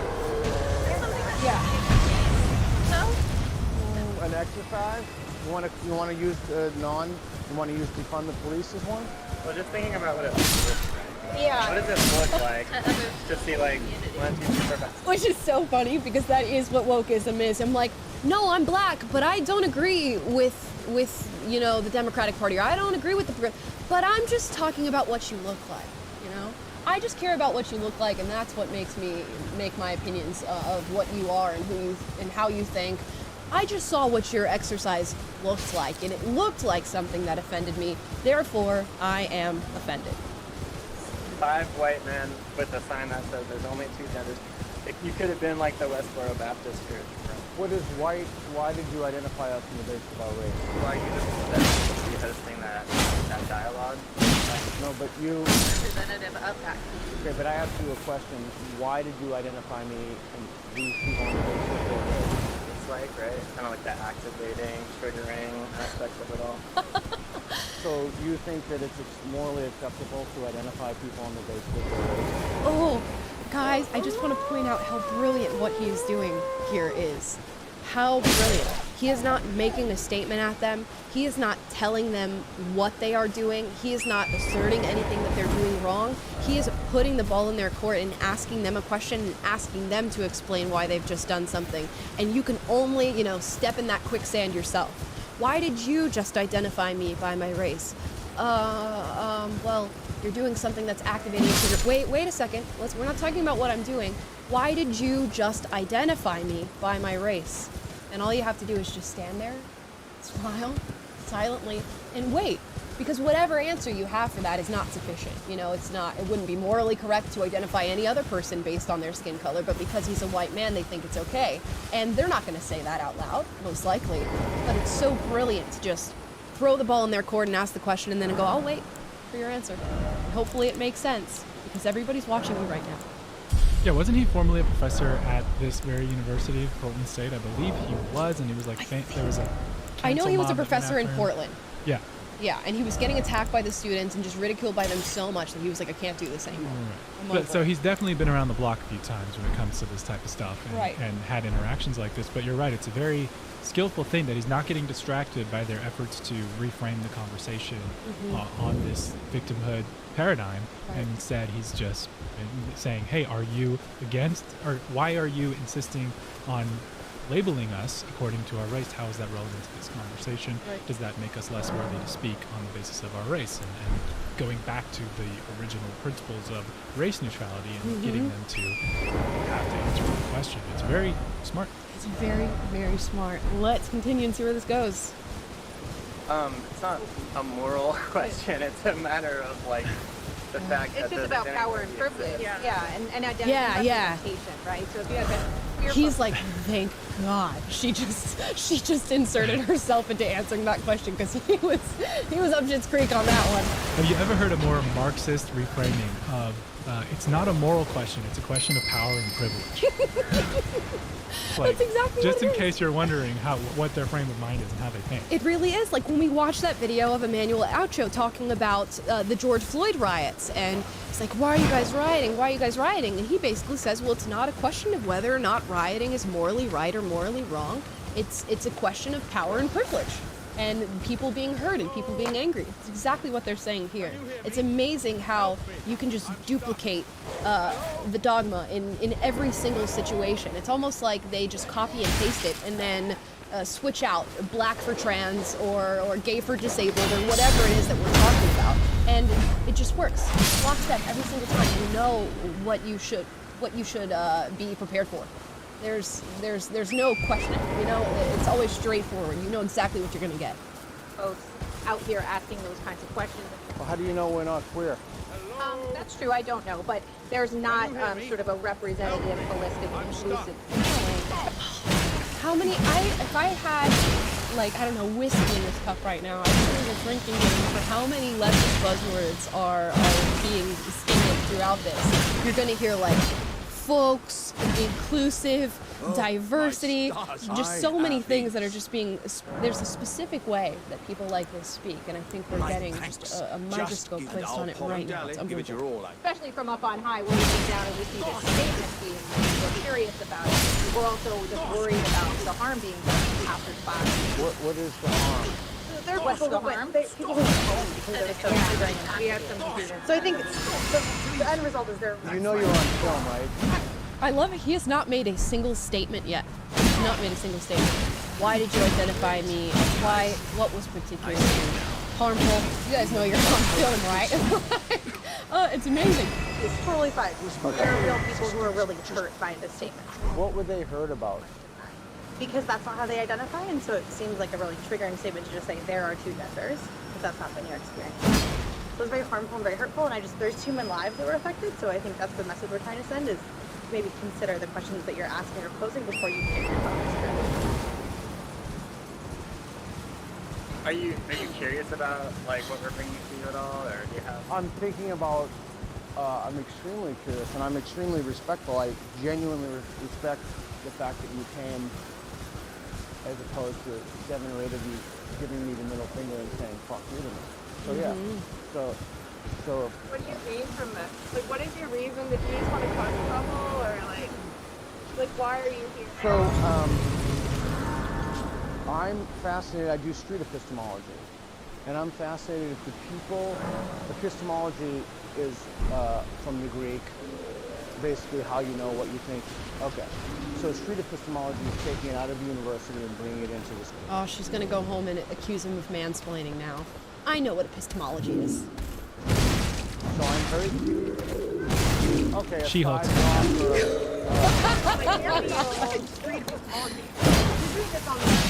Okay, if you don't like the word street, you can call it plaza epistemology. But the idea is you take it out of the university and you see if the reasons that people have for things justify their confidence in it. So this is a confidence scale. We can do this with any claim you want. We can do this with the mayor of the city. We can do this with should the United States be funding Ukraine? I think it's $800 billion. Should the United States, is it more important to control inflation or important? And we put people on a spectrum. They start on, let me just explain. So you asked, so I'll tell you. So what am I going to do?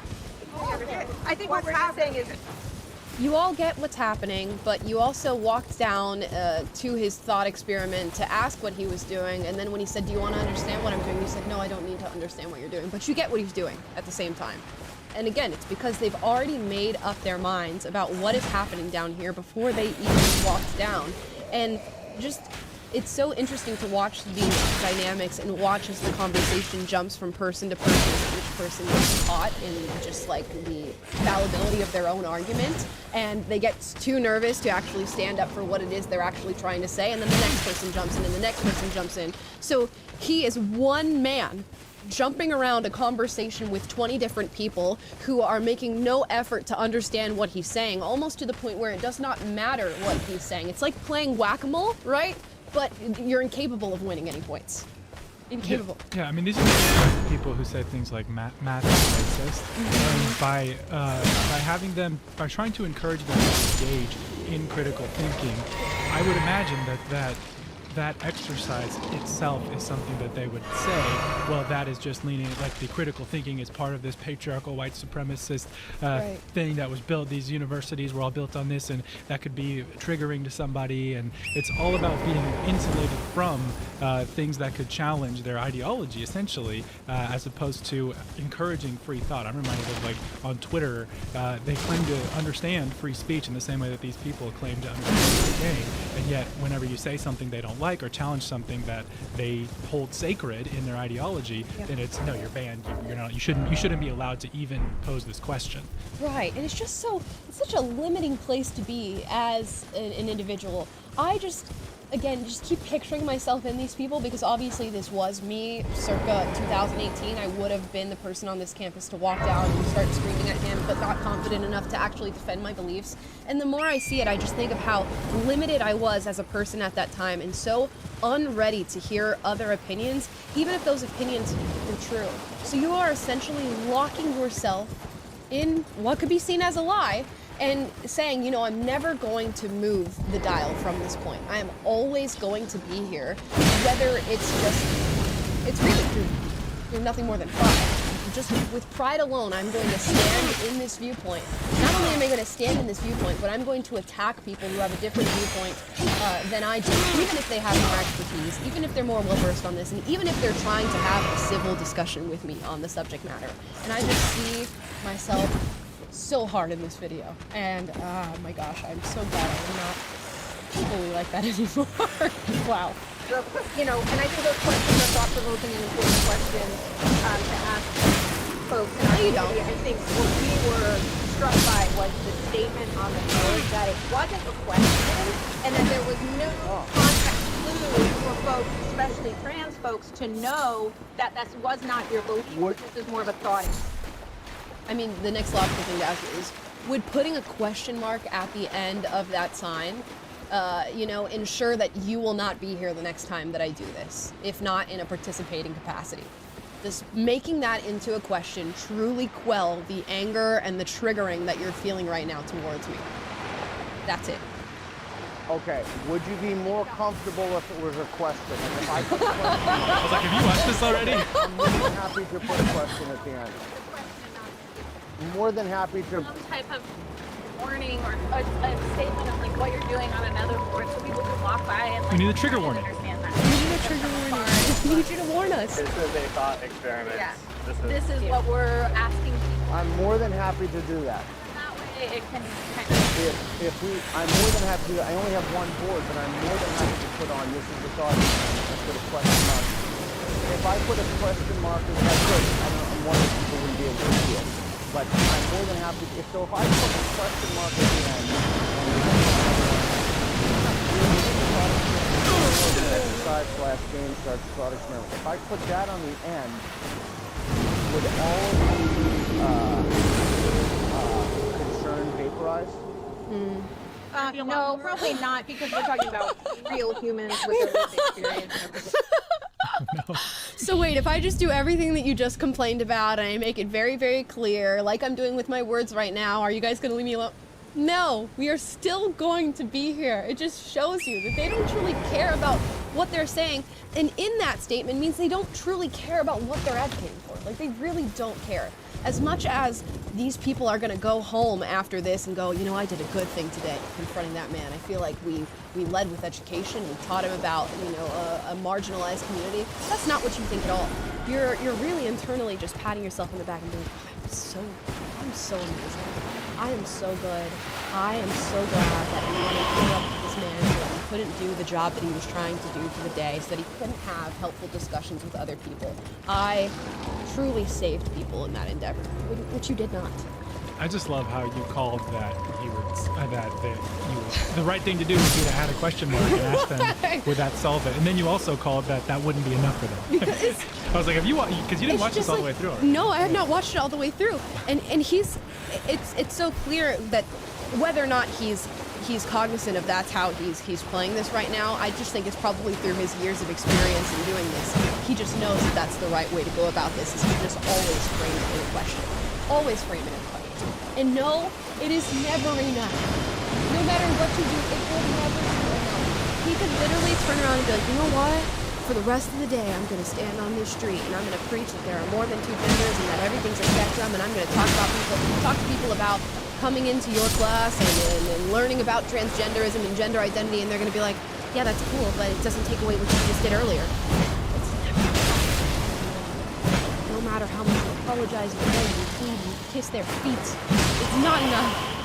Now, their identity, you know, and sort of, I might have a very different personal feeling walking by because it doesn't target my identity specifically. So we're just sort of here to sort of advocate and elevate who might be harmed by it. What do you mean by harm? Harm? Yeah. Well, people who are being like historically currently oppressed, right? By dominant whiteness.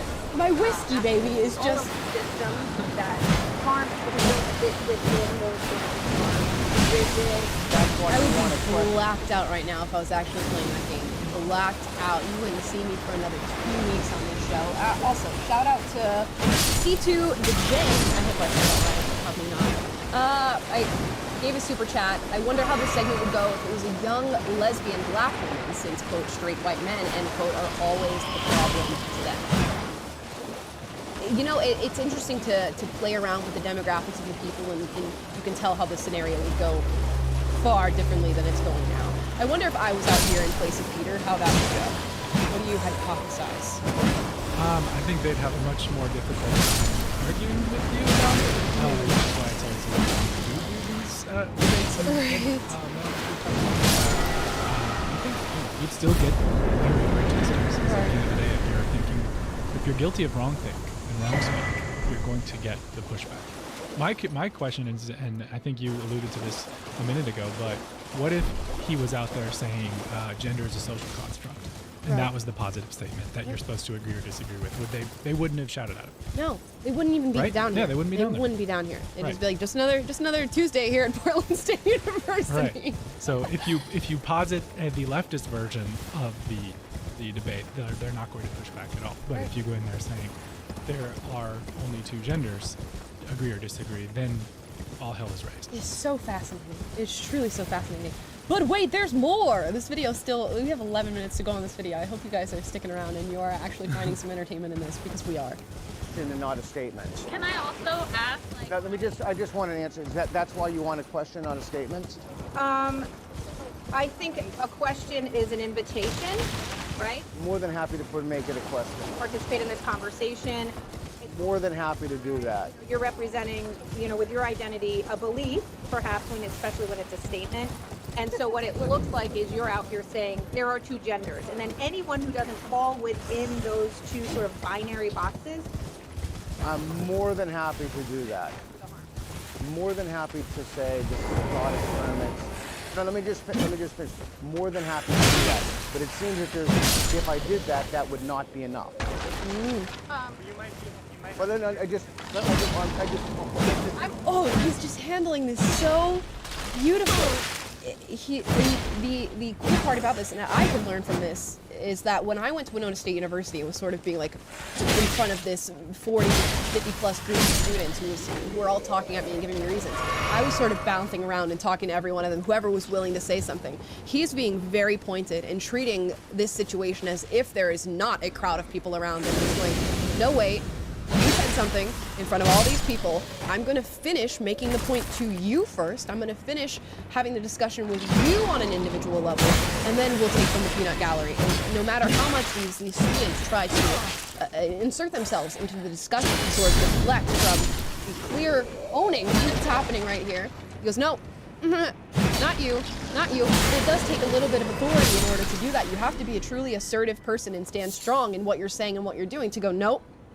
Talking to her first, then we'll get over to each one of you, and that is a beautiful way to conduct yourself. Might not be the person that, again, I think asking folks who hold those identities, sort of if that is enough. So asking queer students, asking trans students, asking gay students, if you're asking about race or poverty or religion, of people who are part of those groups can really inform you about.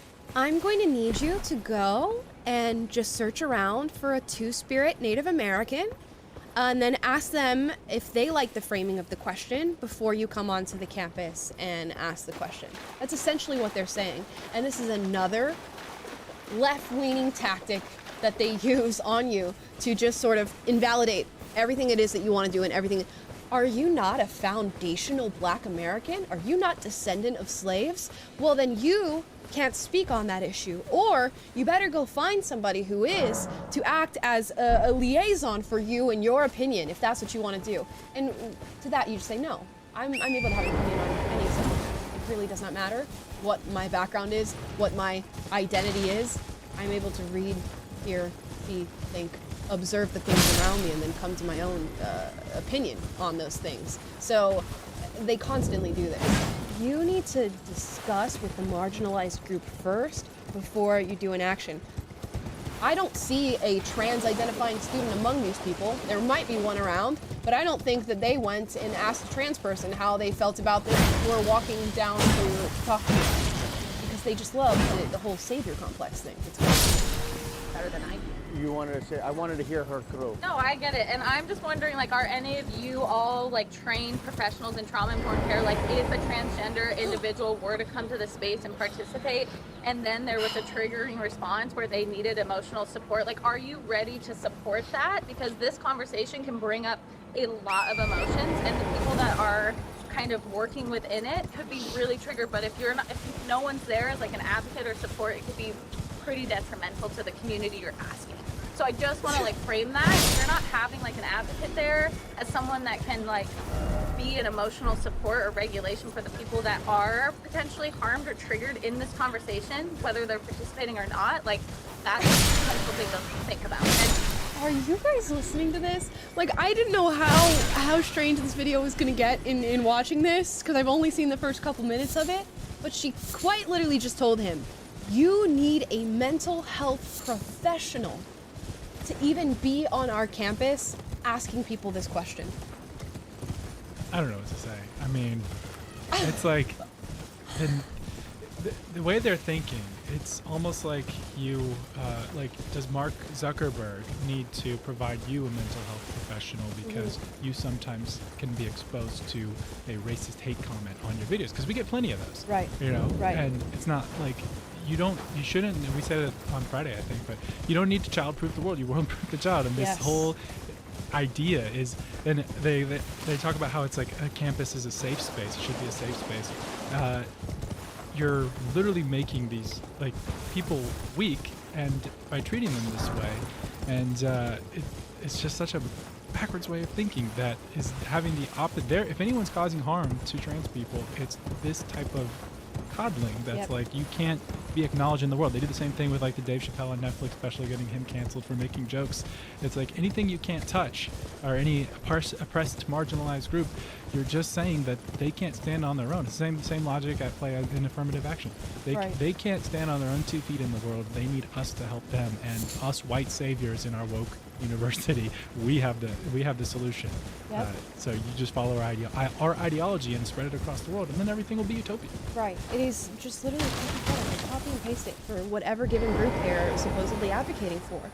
They can't help themselves. They can't think for themselves. They can't deal with being offended. They can't deal with listening to somebody who has a distant opinion to them. So we need to take care of them ourselves. We need to have specialists if we're going to ask those questions. How unbelievably bigoted is that? And they don't realize it. They really think they're doing something good. And again, I always say this, it's not the soft bigotry of low expectations. It is hard bigotry. It is straight up hard bigotry, racism, discriminatory, just preconceptions about what somebody is capable of and what they can do based on these superficial identity markers that mean nothing. It's so wild. It could be a flaw in the system. Because you need to have someone to be able to support that emotionally, mentally, and for people's trauma. So if you're not, it's kind of like these people might leave and feel like without any support or any understanding of what they just went through. So yeah, just to think that. And we know people who are in the gender minority experience higher rates of suicidal ideation, higher rates of anxiety and depression. Why? And, like, they're seeing messages like this Why? all throughout their lives. And so campus is supposed to be a safe space where everyone can exist freely in their own identities and who they are and be learning and be talking about these really, really important things within our culture and society. And by walking through this community member that we care about that should be in class today, learning about how to take care of their community and how to support marginalized individuals like themselves and others, can't participate in it because they saw that message. And that's what we mean by harm. And honestly, I don't even think adding a question mark is enough. I think it should be more of what is your perspective on gender identity? Because then you're opening up the question, or gender in general, right? Because we know that it's not just about identity, it's about who that person is. And by really framing it in the binary, that's where they're. We love for this campus to be a safe space for everybody to walk and move around freely. So long as you are saying exactly what it is I'd like you to say, so long as your little poster board frames the question exactly as I would like you to frame it. That is you living freely. And I'm just gonna go out on a real thick limb here and say that student who went home was probably overjoyed to be able to go home from school that day. And if not, then we're dealing with another issue, and that is that a sign like that, asking people are there two genders, if that can trigger you enough so that you are not willing to participate in higher education for that day, there's a deeper problem. And it's not a problem with the man who put the sign outside. It's a problem with you and the way that you're thinking, and the way that maybe you're being coddled in the world that you're living in, because it's not reality. There are people running around all over the place that think that there are two genders. Is that going to stop you from going to college? Is that going to stop you from doing your job? Is that going to stop you from taking care of yourself? And if the answer is yes to any of those things, it doesn't speak to a problem with the people who think that there are two genders. It speaks to an internal problem. And nobody wants to hear that, and nobody wants to deal with that, but we all have to deal with that. We all have to deal with being offended by things. We all have to deal with things that make us uncomfortable. Hopefully it's not a sign you see on the street, or we're dealing with a little bit of sensitivity there. But if that is enough to make you go home from school, either A, you just saw an opportunity to go home from school, or B, you're not ready for the real world.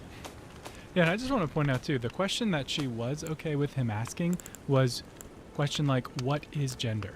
Which is an indicator of what a classic postmodernist deconstructive thinking. I'm totally fine if you want to challenge the notion or explore the possibilities of this construct or this idea or this principle. We can always question reality. We can question biology. We can question the patriarchy. We can question America. We can question race and what that means. But we can't say are there two genders? That is framing it as though there is a right answer. That is framing it as though a biological reality might exist. And so it's either you come to the conclusion that I want you to come to and espouse that viewpoint, or we just question. We have no answers, and we're all just in this postmodern world where we're just calling into question everything and deconstructing. And it's like that's their whole worldview has room for that. Yep. But yeah, and asking the question though must necessarily lead to you coming to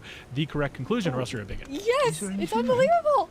It's unbelievable. But yeah, we're so tolerant and open to everybody and everybody's identity, so long as you fall within the framework that we've created for you.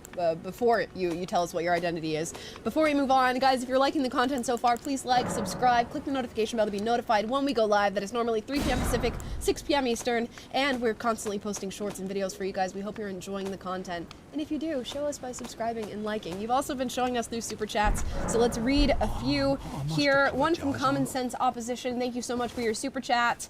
And then Nathan Paul gave us a super chat. He said, that was actually me at the beginning of the video. I tried sharing my conservative opinions when I could at PSU. Thanks for speaking truth. Nathan, thank you for doing what you're doing, and thank you for trying to do that at Portland State University. Knowing what I know about that campus, it's probably very difficult for you to get by. So kudos to you for standing strong. And then another one from C2DJ, who says, could he just identify as a specialist? At this point, I think so, right? Because the possibilities are endless when it comes to your identity, so long as you don't identify as a white male heterosexual conservative. Let's continue. I put in like my 2 cents as a non-binary person. Yes, please. I am gender non-conforming. I use they, them pronouns. Do you know what that means? I believe so. Do you know what that means? Yes. I'm aware of like the theory of social constructionism. Yes. I love it's so when left-leaning people, at least I don't want to say all left-leaning people, but the extreme ones, as I was before, back in the day. By back in the day, I mean 2015. But we forget about that. When they meet people who oppose them, they've just immediately invalidated how smart. Like, to them, this person is a stupid, Neanderthal, rock-headed individual. It doesn't matter if you've studied your entire life. It doesn't matter if you're the smartest man who's ever walked the face of the earth. To them, you are an idiot who they can condescend to at any point, and they have no idea who they're talking to when they're talking to Peter Boghossian. An unbelievable intellect. And to have her go, do you understand what that means? Do you know what it means to believe in social constructionism? It just goes to show how blinded they are by ideology, that they can't even have the recognition of intellect that's standing right in front of them. Gender studies scholar. So I'm much younger than you. These are all, this is all very new. I understand. Like, my parents are boomers. They're in their 60s. They've had a really hard time understanding. So Excuse me, ma'am. That was an ageist statement that you just made. I'm going to need you to be quiet, as you have just discriminated against me for my age. This is common leftist ideology, which you would have understood had you studied it. It's exactly what it Did she have a mental health professional next to her that could console the boomer who is triggered by that ageist slur that she just used? Just use it against him, baby. Use it against him. Gosh. to explain this to a lot of people in your generation. So you're aware of social constructionism. You're aware of gender as a social construct. When you say there are only 2 genders, those 2 genders are just social constructs that we made up. Remember, you were assigned to male at birth. You have a penis. You present as male. Do you identify as male? You're asking if I identify as male? I identify as male. Because you were assigned to male at birth. Are you cis? I'm sorry, I'm not sure where you're going with this. I'm trying to understand. The idea of there being only 2 genders is a social construct because we have this idea of being assigned female at birth, assigned male at birth. Now, I'm non-binary. That's something that I have learned about myself over the last 6-7 years. After as a teenager, I learned about sociology. I learned about gender as a social construct. And I realized that I don't fit into the box of just a cis woman. Okay, my gender is completely whatever I feel like in the moment. I'm not just one solid thing. Hell yeah. Sexuality, gender, these are all social constructs that we've created within our society. I just want to point out that this opinion that she's sharing right now is one that could have been shared throughout the framework of the thought experiment that he created. She could have come, and with all the other conservative or liberal or centrist students who were sharing their opinion and standing on the white lines, as was directed by Peter, she could have said exactly this. Nobody is trying to attack her identity in any way, shape, or form, but she's coming to the table as if she's already being attacked and has to defend something. Now, when somebody gets extremely defensive, particularly about something that they identify as, does that really instill confidence in you that they truly believe what they're saying, or that they're truly grounded in what they're saying? Probably not. I think the more defensive you are about something, the more you feel a little shaky about it, not the more that he feels shaky about it. Our binary society, where it's decided there's only male and female, so many people don't say this stuff. And like, why do you feel like you're a man? Because you've been socialized to believe these things are associated with being a man. These things are associated with being a woman. There's only 2 boxes. You only feel the way you feel because somebody told you to feel that. How invalidating is that? You only are who you are because somebody told you that that's what you are. Not because he could identify as a male and that could just truly be his identity. No, but your identity is socially constructed. I know I'm coming to the table and telling you that I'm non-binary, which is something that has been virtually non-existent through all of human existence. I know that I'm telling you something, that I'm non-binary, but you're actually not what you are. You're actually just what you are because somebody told you that. The tangled webs we weave, ladies and gentlemen. But you don't have to conform to that. That's what society has told you from birth. Someone said, a dog said, this person has a chance. I'm going to assume that they have to be a man and fit this box their whole life. But why? That's I would love to hear other voices if you wanted to say something. Maybe in this debate. Do you feel that this is a debate? That's your response? When you say, I want to hear from everyone else. No, I do want to. No, I listened and I'm processing. Would you like me to engage her? You want to hear from him? No, I want to hear from him. Okay. Do you have anything to say? To the cameraman. I just want to make sure. So this is what I want. I don't want the reason that I'm more than happy to engage you. The reason that I said that is you have how many people here? 15, I'm guessing. No, but no, the reason I said that is because I don't want you to walk away and someone to say, you didn't give me a chance to talk. So I didn't give her a chance to talk before, but that's only because I was listening to what you were going to say. And I realized that the classes here aren't a lot of time. And the reason that I switched from what she had, and I'm more than happy to listen to her, is because I don't want people... They just told you their pronouns and their lived experience. Okay, then Okay, so instead of getting... This is a photocopy of what I experienced at WSU, and this is on video. You guys can go and check it out if you want to. I think it's on our page. It's in our shorts. I'll drop the short in the chat. Okay, Taylor's gonna drop the short of me going, and they're like, "You're a transphobe, and you've said all these transphobic things." I said, "Okay, can you tell me a transphobic statement that I've made? I can't exactly quote you. I'd have to look it up." And I looked at this girl and I said, "Can somebody get her a phone so that she can look it up?" I'm a they them actually, and I'm they them. I'm they them. Okay, can somebody get them a phone so they can look up what I've said? And did we get to a conclusion on that? We did not get to a conclusion on that. And that's all that matters to them. They're gonna go home, and that girl, probably that non-binary girl, is gonna go home and say, "He misgendered me.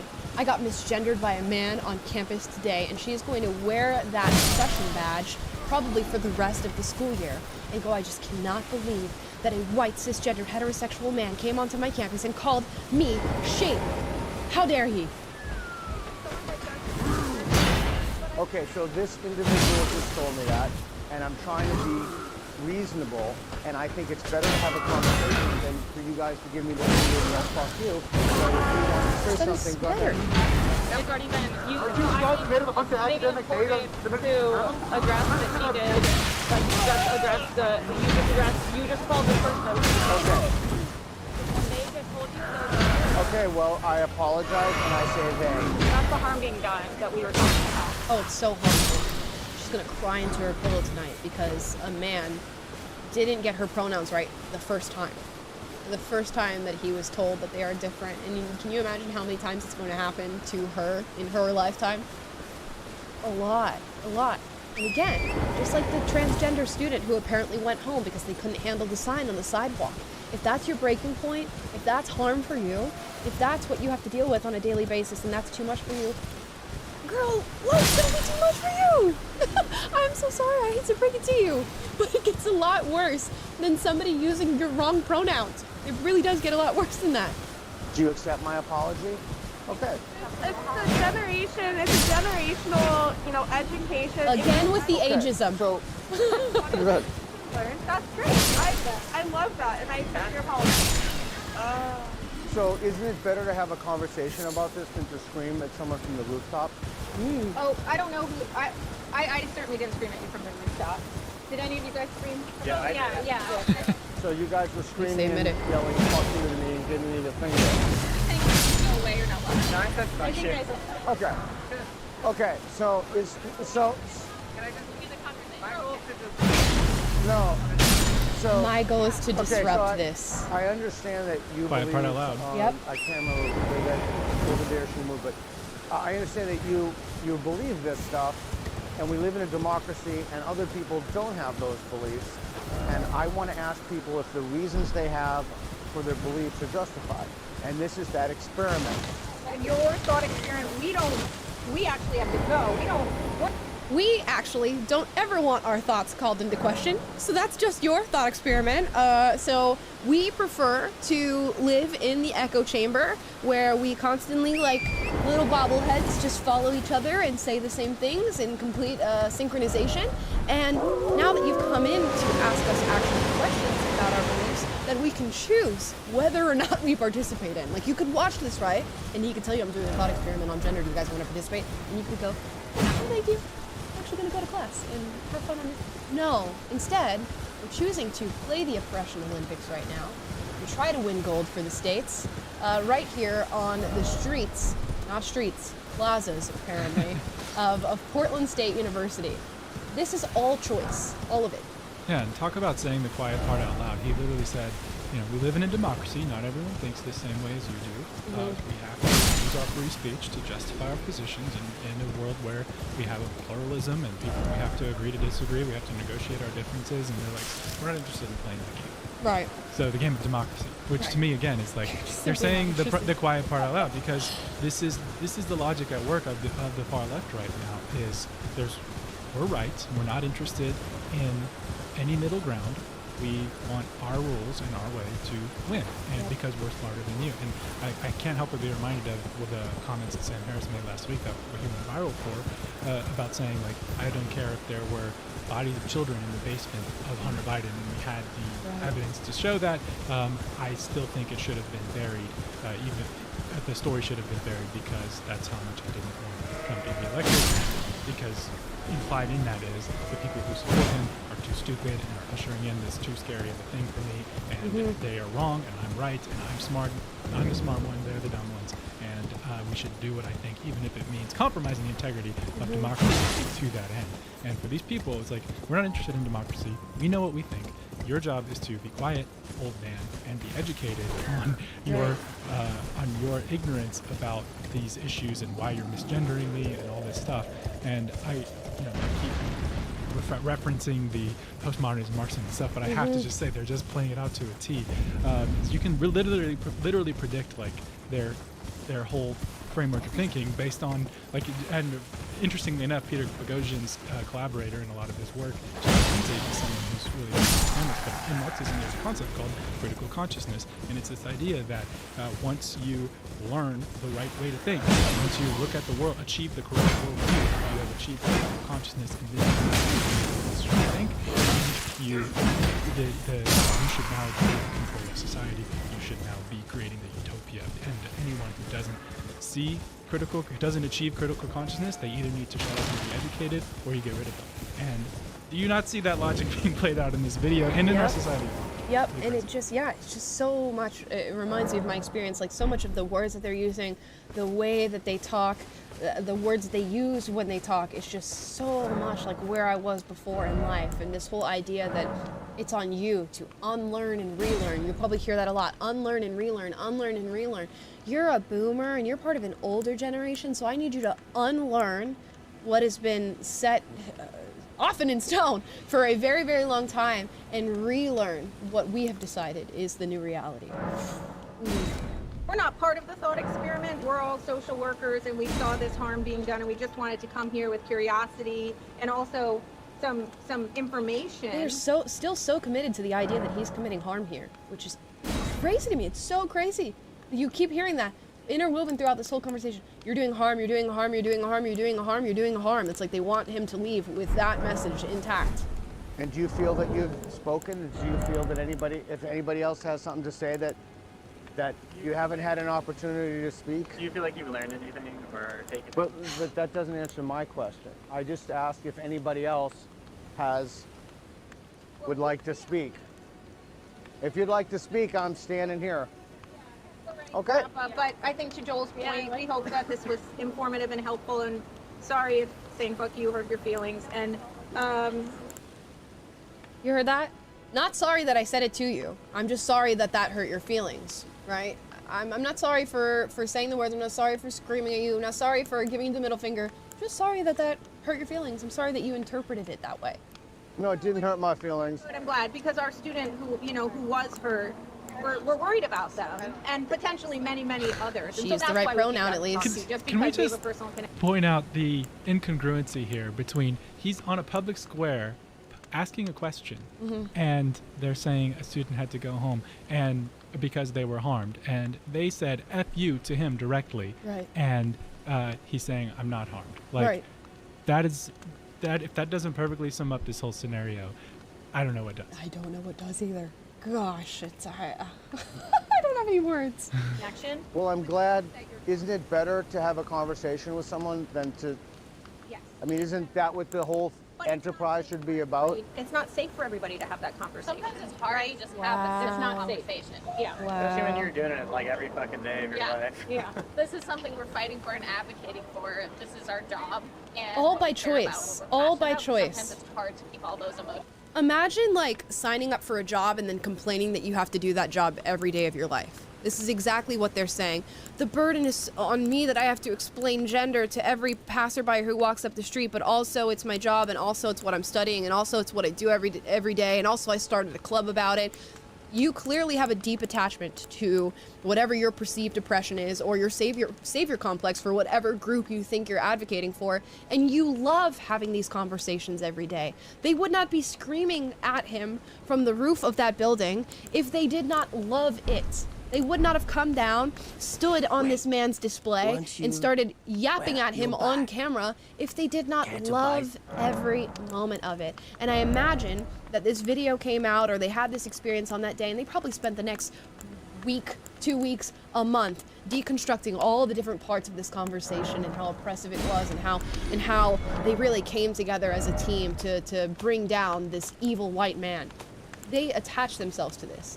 And I know because I was there, but you can just see it in the way that they're speaking. They have such a clear attachment to everything that happens. You know, if they went out and never met any opposition on the subject matter and everything was fine, you know, they'd be longing for the opposition. They'd be longing for somebody to come along and say, you know what, you're wrong about there being multiple genders, and here's why, and I don't agree with this, and I don't believe in that. They thrive off of that type of stuff. Yeah, didn't the guy come down and say, I'm here to disrupt you. I'm the one that said F you, and I'm here to disrupt this. Yes. And because it's like, I get off on this. I get my sense of meaning and purpose in life from fighting against people like you who are standing for things like free thought and the patriarchy and the Western sojourn avatar of everything wrong with America that was founded by white men who weren't enlightened as we are, and we are here to disrupt that process and impose our way of thinking, and I'm very self-satisfied in that exercise and not in the exercise of actually debating the merits of my positions, which is all Peter Boghossian was trying to do. Right, it's just like NPC video game stuff, like energy's getting low, must go, interact with white male. Like, it's literally what it is. It's literally. And when we see someone that we care about being harmed. And do you think that the best way for people to understand, what is the best way for people to understand your point of view? This right now, showing up. Thank you. Yeah. Oh, advocating. Advocating for the people that may feel like they don't have a voice. Okay, so the people who watch this, because this is being videoed, do you think that the people who watch this, who don't agree with you, as a result of having watched this, will then agree with you? I'm not asking them to agree with me. But don't you want to facilitate social change? I'm just saying they shouldn't be able to be on this campus if they don't agree with me. But I'm not asking you to agree with me. I'm just saying you are completely excluded from any space near me if you disagree. I'm asking you to have a different perspective to understand where we're coming from, because we came down here to try to understand where you're coming from. Did you? Did you really though? I wish we could just rewind and find the exact moment where he said, do you want to know what's going on here and understand what I'm doing? And they all went, no. You see how